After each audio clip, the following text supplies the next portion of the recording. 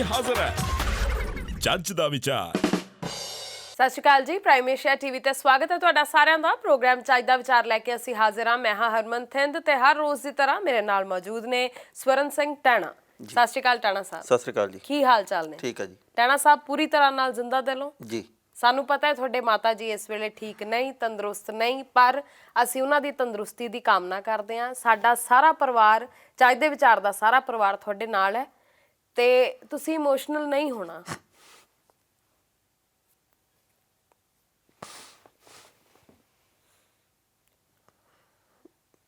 ਜੀ, ਅਸੀਂ ਤੁਹਾਡੀਆਂ ਭਾਵਨਾਵਾਂ ਦੀ ਕਦਰ ਕਰਦੇ ਹਾਂ, ਪਰ ਕੰਮ ਹੈ, ਕੰਮ ਵੀ ਕਰਨਾ ਪਏਗਾ। ਸੋ ਅਸੀਂ ਤੰਦਰੁਸਤੀ ਦੀ ਕਾਮਨਾ ਕਰਦੇ ਹਾਂ। ਅਸੀਂ ਹਮੇਸ਼ਾ ਤੁਹਾਨੂੰ ਹੱਸਦਿਆਂ ਵੇਖਿਆ ਤੇ ਹੱਸਦੇ ਹੀ ਚੰਗੇ ਲੱਗਦੇ ਹੋ। ਅਸੀਂ ਨਹੀਂ ਚਾਹੁੰਦੇ ਤੁਹਾਡੀਆਂ ਅੱਖਾਂ 'ਚ ਅੱਥਰੂ ਆਉਣ।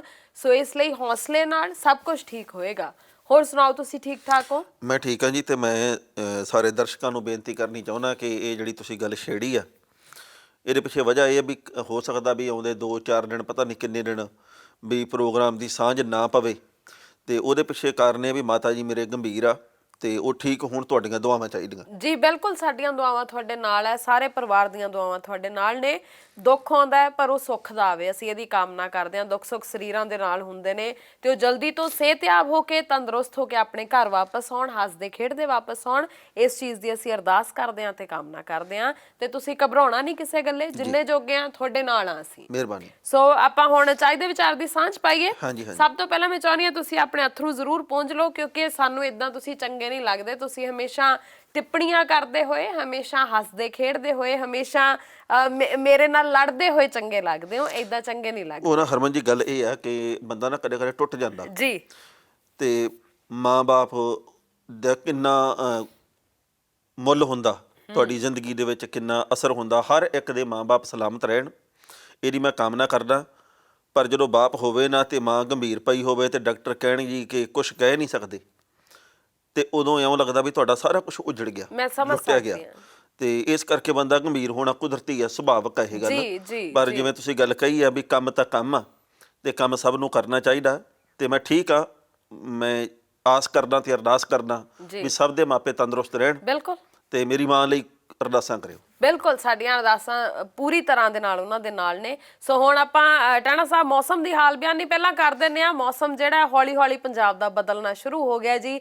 ਠੰਡ ਹੋਣੀ ਸ਼ੁਰੂ ਹੋ ਗਈ ਹੈ ਹੁਣ ਬਿਨਾਂ ਪੱਖੇ ਤੋਂ ਵੀ ਤੁਹਾਨੂੰ ਠੀਕ ਲੱਗਦਾ ਹੈ, ਤੁਸੀਂ ਕੰਬਲ ਲੈ ਕੇ ਸੌਂਦੇ ਹੋ, ਹਨਾ, ਪਰ ਮੱਛਰ ਬੜੇ ਤੰਗ ਕਰਦੇ ਨੇ। ਨਹੀਂ, ਉਹਦਾ ਕਾਰਨ ਇਹ ਹੈ ਜੀ ਕਿ ਹਿਮਾਚਲ ਪ੍ਰਦੇਸ਼ ਦੇ ਵੱਲ, ਪਹਾੜੀ ਖੇਤਰਾਂ ਦੇ ਵੱਲ ਬਰਫ਼ ਬਹੁਤ ਪੈ ਗਈ ਆ ਜੀ। ਜਿਹੜੀ ਮੈਂ ਅੱਜ ਦੀ ਰਿਪੋਰਟ ਪੜ੍ਹੀ ਆ, ਉਹ ਬਰਫ਼ ਪੈਣ ਦੇ ਕਰਕੇ ਜਿਹੜਾ ਇੱਧਰ ਪੰਜਾਬ, ਹਰਿਆਣਾ, ਦਿੱਲੀ ਆਲੇ ਦੁਆਲੇ ਦੇ ਖੇਤਰ ਆ ਜਿਹੜੇ, ਉੱਥੇ ਲਗਾਤਾਰ ਠੰਡ ਆ ਜਿਹੜੀ ਉਹ ਵਧਣੀ ਸ਼ੁਰੂ ਹੋ ਚੁੱਕੀ ਆ। ਜੀ। ਪਾਲਾ ਜਿਹੜਾ ਉਹ ਦੀਵਾਲੀ ਤੋਂ 14 ਦਿਨ ਪਹਿਲਾਂ ਜਿਹੜਾ ਉਹ ਜਲੰਧਰ ਦੇ ਵਿੱਚ ਤੇ ਬਾਕੀ ਆਲੇ ਦੁਆਲੇ ਦੇ ਖੇਤਰਾਂ 'ਚ ਵਾਹਵਾ ਹੈਗਾ। ਰਾਤਾਂ ਲਗਾਤਾਰ ਠੰਡੀਆਂ ਹੋ ਰਹੀਆਂ ਤੇ ਇਸ ਕਰਕੇ ਬਚਾਅ ਦੇ ਵਿੱਚ ਬਚਾਅ, ਕਿਉਂਕਿ ਜਿਵੇਂ ਸਿਆਣੇ ਕਹਿੰਦੇ ਹੁੰਦੇ ਕਿ ਜਾਂਦੀ ਤੇ ਆਉਂਦੀ ਠੰਡ ਮਾਰਦੀ ਆ। ਇਸ ਕਰਕੇ ਤੁਸੀਂ ਆਪਦੀ ਸਿਹਤ ਦਾ, ਆਪਣਿਆਂ ਦੀ ਸਿਹਤ ਦਾ ਖਿਆਲ ਰੱਖੋ। ਬਿਲਕੁਲ ਸਹੀ। ਔਰ ਨਾਲ ਦੀ ਨਾਲ ਮੈਂ ਤਾਂ ਇਹ ਵੀ ਪੜ੍ਹ ਰਹੀ ਸੀ, ਟੈਣਾ ਸਾਹਿਬ ਕਹਿੰਦੇ ਸ਼ਿਮਲੇ ਤੋਂ ਠੰਡਾ ਜਲੰਧਰ ਹੋਇਆ ਇਸ ਵੇਲੇ ਜੋ ਮੌਜੂਦਾ ਸਥਿਤੀ ਹੈ। ਸੋ ਖੈਰ ਹੁਣ ਆਪਾਂ ਚੱਜ ਦੇ ਵਿਚਾਰ ਦੀ ਸਾਂਝ ਪਾਉਂਦੇ ਹਾਂ। ਚੱਜ ਦਾ ਵਿਚਾਰ ਬੜਾ ਹੈ ਤਾਂ ਸਿੱਧਾ ਜਿਹਾ, ਪਰ ਡੂੰਘੇ ਅਰਥ ਨੇ ਇਹਦੇ। ਕਹਿੰਦੇ ਅਕਸਰ ਗੁੱਸਾ ਤੇ ਹਨੇਰੀ ਆਉਂਦੀ ਹੈ ਨਾ, ਬੰਦੇ ਨੂੰ ਗੁੱਸਾ ਵੀ ਬਹੁਤ ਚਾਹ ਦੇ ਉਬਾਲ ਵਾਂਗੂ ਆਉਂਦਾ ਹੈ, ਹਨੇਰੀ ਵੀ ਤੁਹਾਨੂੰ ਪਤਾ ਹੀ ਨਹੀਂ ਲੱਗਦਾ ਵੀ ਕਦੋਂ ਆਵੇ ਤੇ ਕਦੋਂ ਸਭ ਕੁਝ ਹੂੰਝ ਕੇ ਸਮੇਟ ਕੇ ਲੈ ਜਾਵੇ। ਗੁੱਸਾ ਤੇ ਹਨੇਰੀ ਜਦੋਂ ਚਲੇ ਜਾਂਦੇ ਨੇ, ਉਸ ਤੋਂ ਬਾਅਦ ਚ ਅਸਲ ਤਬਾਹੀ ਦਾ ਪਤਾ ਲੱਗਦਾ ਵੀ ਉਹ ਕੀ ਕੀ ਨੁਕਸਾਨ ਕਰਕੇ ਗਏ ਨੇ। ਇਹ ਗੱਲ ਬਿਲਕੁਲ ਸਹੀ ਆ। ਵੈਸੇ ਵੀ ਸਿਆਣੇ ਇਹ ਗੱਲ ਕਹਿੰਦੇ ਆ ਕਿ ਜਿਹੜਾ ਤੁਹਾਡਾ ਗੁੱਸਾ ਨਾ, ਇਹਨੂੰ ਤੁਸੀਂ ਜੇਕਰ ਕਾਬੂ ਦੇ ਵਿੱਚ ਨਹੀਂ ਰੱਖਦੇ ਤਾਂ ਤੁਹਾਡਾ ਜ਼ਿੰਦਗੀ ਦੇ ਵਿੱਚ ਉਹ ਨੁਕਸਾਨ ਹੁੰਦਾ ਜਿਹੜਾ ਕਦੇ ਤੁਸੀਂ ਭਰਪਾਈ ਨਹੀਂ ਕਰ ਸਕਦੇ। ਬਿਲਕੁਲ। ਗੁੱਸੇ ਦੇ ਵਿੱਚ ਬੋਲੇ ਗਏ ਸ਼ਬਦ ਆ ਨਾ ਜਿਹੜੇ, ਉਹ ਤੁਹਾਨੂੰ ਕਦੇ ਮਾਫੀ ਦੇ ਲਾਇਕ ਨਹੀਂ ਬਣਾਉਂਦੇਗੇ। ਕਿਉਂਕਿ ਤੁਸੀਂ ਗੁੱਸਾ, ਭਾਵੇਂ ਤੁਹਾਨੂੰ 1 ਮਿੰਟ ਦਾ, ਭਾਵੇਂ 5 ਮਿੰਟ ਦਾ, ਜਦੋਂ ਤੁਸੀਂ ਫਟ ਜਾਂਦੇ ਆ ਤੇ ਇਹੋ ਜਿਹੇ ਅਪਸ਼ਬਦ ਆਪਦੇ ਮੂੰਹ ਦੇ ਵਿੱਚੋਂ ਕੱਢ ਜਾਂਦੇ ਵੀ ਬਾਅਦ ਦੇ ਵਿੱਚ ਭਾਵੇਂ ਤੁਸੀਂ ਜੋ ਮਰਜ਼ੀ ਬਣੇ ਫਿਰੋ, ਉਹ ਜਿਹਨੂੰ ਤੁਸੀਂ ਗੱਲਾਂ ਕਹੀਆਂ ਹੁੰਦੀਆਂ ਉਹ ਕਦੇ ਚੇਤੇ ਦੇ ਵਿੱਚੋਂ ਨਿਕਲਦੀਆਂ ਨਹੀਂ। ਜੀ ਜੀ। ਮੈਨੂੰ ਵੀ ਬਥੇਰਿਆਂ ਨੇ ਕਹੀਆਂ ਹੋਣੀਆਂ, ਤੁਹਾਨੂੰ ਵੀ, ਸਾਡੇ ਸਾਰਿਆਂ ਨੂੰ ਕਦੇ ਨਾ ਕਦੇ ਵਾਹ ਪੈਂਦਾ। ਕਦੇ ਆਪਾਂ ਗੁੱਸੇ 'ਚ ਆਉਂਦੇ ਆ, ਕਦੇ ਕੋਈ ਸਾਡੇ ਨਾਲ ਗੁੱਸੇ ਦੇ ਵਿੱਚ ਆਉਂਦਾ। ਇਸ ਕਰਕੇ ਬੰਦੇ ਦੀ ਅਸਲ ਯੋਗਤਾ, ਬੰਦੇ ਦੀ ਅਸਲ ਕਾਬਲੀਅਤ ਤੇ ਬੰਦੇ ਦੀ ਅਸਲ ਸਿਆਣਪ ਉਦੋਂ ਹੀ ਪਤਾ ਲੱਗਦੀ ਹੈ ਜਦੋਂ ਮਾਹੌਲ ਤਲਖ ਹੋਵੇ, ਮਾਹੌਲ ਗੁੱਸੇ ਵਾਲਾ ਹੋਵੇ। ਬਿਲਕੁਲ ਸਹੀ। ਜੇ ਤਾਂ ਬੰਦਾ ਉਸ ਗੁੱਸੇ ਵਾਲੇ ਮਾਹੌਲ ਦੇ ਵਿੱਚ ਵੀ ਸਾਰਾ ਕੁਝ ਸੰਭਾਲ ਗਿਆ ਤਾਂ ਠੀਕ ਆ, ਤੇ ਜੇਕਰ ਉਦੋਂ ਫਟ ਗਿਆ ਬੰਬ ਵਾਂਗੂ ਤਾਂ ਫਿਰ ਭਾਈ ਦੂਰ ਅਸੀਂ ਨਤੀਜੇ ਇਹਦੇ ਚੰਗੇ ਨਹੀਂ ਹੁੰਦੇਗੇ। ਇਸ ਕਰਕੇ ਆਪਣੇ ਆਪ ਤੇ ਕਾਬੂ ਰੱਖੋ ਤੇ ਜਿਵੇਂ ਸਿਆਣੇ ਕਹਿੰਦੇ ਹੁੰਦੇ ਨੇ, ਜਦੋਂ ਬਹੁਤ ਵੱਡਾ ਝੱਖੜ ਝੁੱਲੇ ਤੇ ਉਦੋਂ ਲੰਮੇ ਪੈ ਜਾਣ ਦੇ ਵਿੱਚ ਫਾਇਦਾ। ਉਦੋਂ ਫਿਰ ਉਹ ਚੀਜ਼ਾਂ ਬਚਦੀਆਂ ਜਿਹੜੀਆਂ ਲਚਕੀਲੀਆਂ ਹੁੰਦੀਆਂ। ਜਿਹੜੇ ਲੋਕ ਅੜੇ ਰਹਿੰਦੇ ਆ, ਜਿਹੜੇ ਦਰਖਤ ਅੜੇ ਰਹਿੰਦੇ ਆ, ਉਹ ਫਿਰ ਟੁੱਟ ਜਾਂਦੇ ਆ, ਉਹ ਫਿਰ ਝੜ ਜਾਂਦੇ ਆ। ਬਿਲਕੁਲ ਸਹੀ ਗੱਲ ਹੈ। ਵੈਸੇ ਵੀ ਸਿਆਣੇ ਕਹਿੰਦੇ ਨੇ ਨਾ ਕਿ ਠੀਕ ਹੈ, ਮੇਰਾ ਵੀ ਇਹ ਮੰਨਣਾ ਟੈਣਾ ਸਾਹਿਬ ਵੀ ਠੀਕ ਹੈ, ਤੁਹਾਡੇ ਕਿਸੇ ਨਾਲ ਵਿਚਾਰਧਾਰਕ ਤੌਰ ਦੇ ਉੱਪਰ ਮਤਭੇਦ ਹੋ ਸਕਦੇ ਨੇ, ਤੁਸੀਂ ਕਿਸੇ ਨਾਲ ਗੁੱਸੇ ਗਿਲੇ ਹੋ ਸਕਦੇ ਹੋ, ਤੁਹਾਨੂੰ ਕਿਸੇ ਦੀ ਕੋਈ ਹਰਕਤ, ਕੋਈ ਜਿਹੜੀ ਚੀਜ਼ ਆ ਉਹ ਚੰਗੀ ਨਹੀਂ ਲੱਗ ਸਕਦੀ, ਪਰ ਮੈਨੂੰ ਇਹ ਲੱਗਦਾ ਵੀ ਤੁਹਾਨੂੰ ਸੱਭਿਅਕ ਤਰੀਕੇ ਦੇ ਨਾਲ ਉਸ ਗੱਲ ਦੇ ਬਾਰੇ ਚ ਜ਼ਿਕਰ ਕਰਨ ਦੀ ਲੋੜ ਹੁੰਦੀ ਹੈ। ਇਹ ਨਹੀਂ ਕਿ ਤੁਸੀਂ ਫਜ਼ੂਲ 'ਚ ਹੀ ਕਿਸੇ ਦੀ ਮਾਂ ਭੈਣ ਬਾਰੇ ਕੁਝ ਕਹੀ ਜਾਓ, ਤੁਸੀਂ ਗਾਲਾਂ ਕੱਢੀ ਜਾਓ, ਜਾਂ ਕੋਈ ਗਾਲਾਂ ਕੱਢਣਾ ਕਦੇ ਵੀ ਗੁੱਸਾ ਨਹੀਂ ਹੁੰਦਾ। ਮੈਂ ਇਹ ਮੰਨਦੀ ਹਾਂ ਇਹ ਤੁਹਾਡੀ ਅਸਲ ਦੇ ਵਿੱਚ ਅਕਲ ਦੀ ਕਹਿ ਲਓ ਨੁਮਾਇਸ਼ ਹੁੰਦੀ ਹੈ ਵੀ ਤੁਹਾਨੂੰ ਕਿੰਨੀ ਕੁ ਮੱਤ ਹੈ ਤੇ ਤੁਸੀਂ ਉਹ ਮੱਤ ਕਿੰਨੀ ਕੁ ਦਿਖਾ ਰਹੇ ਹੋ। ਸੋ ਇਸ ਲਈ ਗੁੱਸੇ ਹੋਣਾ ਠੀਕ ਹੈ, ਹਰੇਕ ਦਾ ਹੱਕ ਹੈ, ਪਰ ਕਦੇ ਵੀ ਗੁੱਸੇ ਦੇ ਵਿੱਚ ਆਪਣੇ ਮੂੰਹੋਂ ਇਹੋ ਜਿਹੇ ਲਫ਼ਜ਼ ਨਾ ਕੱਢੋ ਜਿਹੜੇ ਕਿ ਬਾਅਦ ਵਿੱਚ ਤੁਸੀਂ ਵੀ ਪਛਤਾਉਂਦੇ ਰਹੋ ਤੇ ਅਗਲੇ ਨੂੰ ਵੀ ਦੁੱਖ ਹੋਵੇ ਮੈਨੂੰ ਇਦਾਂ ਕਿਉਂ ਕਿਹਾ। ਬਿਲਕੁਲ। ਟੈਣਾ ਸਾਹਿਬ 1 ਨਵੰਬਰ ਨੂੰ ਪੰਜਾਬ ਡੇ ਨਿਕਲ ਕੇ ਗਿਆ। ਇਹ ਦਿਨ ਇੱਕ ਇਹੋ ਜਿਹਾ ਦਿਨ ਹੈ ਜਿਹਨੇ ਬਹੁਤ ਸਾਰੇ ਦੁੱਖ ਦਿੱਤੇ ਨੇ। ਮੈਂ ਇਹ ਮੰਨਦੀ ਹਾਂ ਵੀ ਜਿਹਨੇ ਸਾਡੇ ਕੋਲੋਂ ਬਹੁਤ ਕੁਝ ਖੋਇਆ ਅਸਲ ਦੇ ਵਿੱਚ, ਇਸ ਦਿਨ ਨੇ ਬਹੁਤ ਕੁਝ ਸਾਡੇ ਕੋਲੋਂ ਲੈ ਕੇ ਇਹ ਦਿਨ ਗਿਆ। ਸੋ ਇਹ ਦਿਨ ਲੰਘਿਆ ਔਰ ਇਸ ਮੌਕੇ ਦੇ ਉੱਪਰ 1966 ਦੇ ਵਿੱਚ 1 ਨਵੰਬਰ ਨੂੰ ਜੋ ਪੰਜਾਬ ਦੇ ਟੋਟੇ ਹੋਏ, ਜੋ ਪੰਜਾਬ ਦੇ ਵਿੱਚ ਵਾਪਰਿਆ, ਮੈਂ ਚਾਹੁੰਦੀ ਆਪਾਂ ਉਹਦੇ ਬਾਰੇ ਚ ਵੀ ਜ਼ਰੂਰ ਕਰਾਂਗੇ। ਹਰਮਨ ਜੀ, ਗੱਲ ਇਹ ਆ ਵੀ ਕਿਸੇ ਘਰ ਦੇ ਵਿੱਚ ਨਾ ਦੋ ਭਰਾਵਾਂ ਦੇ ਘਰ ਦੇ ਵਿੱਚ ਇੱਕ ਕੰਧ ਨਿਕਲ ਜੇ, ਸਾਰੀ ਉਮਰ ਤਾਂ ਇਸ ਘਾਟੇ ਨੂੰ ਨਹੀਂ ਬੰਦਾ ਪੂਰਾ ਕਰ ਸਕਦਾ, ਮੰਨੇ ਜਾਂ ਨਾ ਮੰਨੇ, ਪਰ ਜ਼ਿੰਦਗੀ ਦੇ ਕਿਸੇ ਨਾ ਕਿਸੇ ਮੋੜ ਦੇ ਉੱਤੇ ਇਹ ਗੱਲ ਜ਼ਰੂਰ ਚੇਤੇ ਆਉਂਦੀ ਆ, ਇਹ ਗੱਲ ਜ਼ਰੂਰ ਬੰਦੇ ਦੇ ਅੰਦਰ ਖੌਲਦੀ ਆ ਕਿ ਯਾਰ ਜੇਕਰ ਉਦੋਂ ਕੰਧ ਨਾ ਨਿਕਲੀ ਹੁੰਦੀ ਤਾਂ ਜਿਹੜਾ ਅੱਜ ਵਾਲਾ ਮਸਲਾ ਇਹ ਸ਼ਾਇਦ ਇਦਾਂ ਪੈਦਾ ਨਾ ਹੁੰਦਾ। ਜਿਹੜੀ 20 ਸਾਲ ਪਹਿਲਾਂ ਨਿਕਲੀ, ਜਿਹੜੀ 10 ਸਾਲ ਪਹਿਲਾਂ ਨਿਕਲੀ, ਇਹ ਤਾਂ ਫੇਰ ਵੀ ਇੱਕ ਸੂਬੇ ਨੂੰ 3 ਹਿੱਸਿਆਂ 'ਚ ਵੰਡਤਾ। ਮੈਨੂੰ ਚੇਤੇ ਆਉਂਦਾ ਜਦੋਂ ਹਰਚਰਨ ਸਿੰਘ ਬਰਾੜ ਪੰਜਾਬ ਦੇ ਮੁੱਖ ਮੰਤਰੀ ਸੀ, ਫਰੀਦਕੋਟ ਜ਼ਿਲ੍ਹਾ ਬਹੁਤ ਵੱਡਾ ਸੀ, ਉਹਨਾਂ ਨੇ ਕਿਸੇ ਵੀ ਕਾਰਨ ਕਰਕੇ, ਰਾਜਨੀਤੀ ਕਰਕੇ, ਉਹਨਾਂ ਨੇ ਫਰੀਦਕੋਟ ਦੇ 3 ਜ਼ਿਲ੍ਹੇ ਬਣਾਤੇ। ਉਹਨਾਂ ਨੇ ਇੱਕ ਪਾਸੇ ਕਰਤਾ ਮੋਗਾ, ਵਿੱਚੋਂ ਮੋਗਾ ਕੱਢਤਾ ਜ਼ਿਲ੍ਹਾ, ਤੇ ਉਹਨਾਂ ਨੇ ਵਿੱਚੋਂ ਮੁਕਤਸਰ ਸਾਹਿਬ ਜ਼ਿਲ੍ਹਾ ਕੱਢਤਾ। ਉਸ ਤੋਂ ਬਾਅਦ ਇਹ ਜ਼ਿਲ੍ਹੀਆਂ ਬਣ ਗਏ, ਛੋਟੇ ਛੋਟੇ ਬਣ ਗਏ। ਉਹਨਾਂ ਦੇ ਵਿੱਚ ਆਰਥਿਕ ਤੌਰ ਦੇ ਉੱਤੇ ਬਾਕੀ ਵੱਖ-ਵੱਖ ਕੰਮਾਂ ਕਾਜਾਂ ਦੇ ਸੰਦਰਭ ਦੇ ਵਿੱਚ ਕਿਹੋ ਜਿਹਾ ਪਾੜਾ ਪਿਆ ਤੇ ਕਿਹੋ ਜਿਹਾ ਘਾਟਾ ਪਿਆ, ਉਹ ਅੱਜ ਤੱਕ ਉਹਦੀ ਭਰਪਾਈ ਨਹੀਂ ਹੋਈ। ਤੁਸੀਂ ਕਿਸੇ ਵੀ ਕੰਮਕਾਜੀ ਬੰਦੇ ਨੂੰ ਪੁੱਛ ਲਓ, ਕਚਹਿਰੀਆਂ ਚਲੇ ਜਾਓ, ਤੁਸੀਂ ਥਾਣੇ ਚਲੇ ਜਾਓ, ਤੁਸੀਂ ਬਾਜ਼ਾਰ ਚਲੇ ਜਾਓ, ਉਹ ਬੰਦੇ ਕਹਿੰਦੇ ਜੀ ਕਿ ਅਸੀਂ ਜ਼ਿਲ੍ਹੇ ਤੋਂ ਜ਼ਿਲ੍ਹੀ ਹੋ ਕੇ ਨਾ ਬਹੁਤ ਨੁਕਸਾਨ ਖਾਦਾ। ਬਿਲਕੁਲ ਸਹੀ। ਉਹ ਤਾਂ ਇੱਕ ਜ਼ਿਲ੍ਹੇ ਦੀ ਗੱਲ ਆ, ਇਹ ਤਾਂ ਸੂਬੇ ਦੀ ਗੱਲ ਆ। ਪੰਜਾਬ ਨੂੰ ਤਾਂ ਵਾਰ-ਵਾਰ ਮਾਰਾਂ ਪਈਆਂ। 1947 ਦੀ ਮਾਰ ਸਭ ਤੋਂ ਵੱਧ ਕਿਹਨੂੰ ਪਈ? ਸਾਨੂੰ। ਉਸ ਤੋਂ ਬਾਅਦ ਅਗਲੀ ਮਾਰ ਪਈ 1966 ਦੇ ਵਿੱਚ। ਹਿਮਾਚਲ ਪ੍ਰਦੇਸ਼ ਤੇ ਹਰਿਆਣਾ ਜਿਹੜਾ ਉਹ ਪੰਜਾਬ ਦੇ ਵਿੱਚੋਂ ਕੱਢ ਕੇ ਵੱਖਰੇ ਸੂਬੇ ਬਣਾ ਦਿੱਤੇ ਗਏ। ਕਿਸੇ ਵੇਲੇ ਪੰਜਾਬ ਦਾ ਦਾਇਰਾ ਕਿੰਨਾ ਵੱਡਾ ਹੁੰਦਾ ਸੀ, ਬਹੁਤ ਵੱਡਾ। 1947 ਤੋਂ ਪਹਿਲਾਂ ਪੰਜਾਬ ਕਿੰਨਾ ਵਿਸ਼ਾਲ ਹੁੰਦਾ ਸੀ। ਜਿਹੜਾ ਹੁਣ ਲਹਿੰਦਾ ਪੰਜਾਬ ਆ, ਇਹ ਵੀ ਸਾਡੇ ਵਿੱਚ ਹੀ ਹੁੰਦਾ ਸੀ। ਇਹ 2 ਹਿੱਸਿਆਂ 'ਚ ਵੰਡਿਆ ਗਿਆ, ਇੱਕ ਲਹਿੰਦਾ ਪੰਜਾਬ, ਇੱਕ ਚੜ੍ਹਦਾ ਪੰਜਾਬ। 1 ਨਵੰਬਰ 1966 ਨੂੰ ਜਿਹੜਾ ਪੰਜਾਬ ਬਣ ਗਿਆ, ਉਸ ਤੋਂ ਲੈ ਕੇ ਅੱਜ ਤੱਕ ਸਾਡੇ ਮੂਹਰੇ ਚੁਣੌਤੀਆਂ ਤੋਂ ਬਿਨਾਂ ਹੈ ਹੀ ਕੁਛ ਨਹੀਂ ਗਾ। ਕਦੇ ਪੰਜਾਬ ਦੇ ਵਿੱਚ ਕਾਲਾ ਦੌਰ ਆਇਆ, ਅਸੀਂ ਆਪਦਾ ਕਿੰਨਾ ਨੁਕਸਾਨ ਕਰਵਾ ਲਿਆ। ਫਿਰ ਪੰਜਾਬ ਦੇ ਵਿੱਚ ਪਾਣੀ ਦਾ ਮਸਲਾ ਗੱਲ ਕਰ ਲਓ, ਅੱਜ ਤੱਕ ਉਹ ਮਸਲਾ ਹੱਲ ਨਹੀਂ ਹੋਇਆ। ਚੰਡੀਗੜ੍ਹ ਤੇ ਪੰਜਾਬੀ ਬੋਲਦੇ ਇਲਾਕੇ ਪੰਜਾਬ ਨੂੰ ਮਿਲਣ, ਕਦੇ ਇਹ ਨਹੀਂ ਮਸਲਾ ਹੱਲ ਹੋਇਆ। ਸਾਡੇ ਕੋਲ ਪੰਜਾਬੀ ਬੋਲੀ ਦੇ ਮਸਲੇ ਨਹੀਂ ਹੱਲ ਹੋਏਗੇ ਹਾਲੇ ਤੱਕ।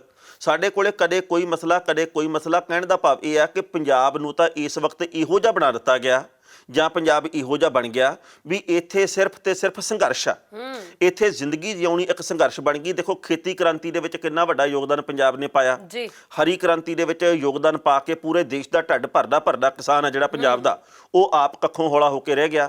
ਜਿਹੜੀਆਂ ਵੀ ਸਮੇਂ ਦੀਆਂ ਕੇਂਦਰ ਦੇ ਵਿੱਚ ਸਰਕਾਰਾਂ ਆਈਆਂ, ਉਹਨਾਂ ਨੇ ਕਦੇ ਵੀ ਪੰਜਾਬ ਦੀ ਅਸਲ ਅਰਥਾਂ 'ਚ ਬਾਹ ਨਹੀਂ ਫੜੀ, ਜਿਹਦੇ ਕਰਕੇ ਪੰਜਾਬ ਜਿਹੜਾ ਰੰਗਲਾ ਸੀ ਇਹਨੂੰ ਨੰਗਲਾ ਤੇ ਕੰਗਲਾ ਬਣਾ ਦਿੱਤਾ ਗਿਆ।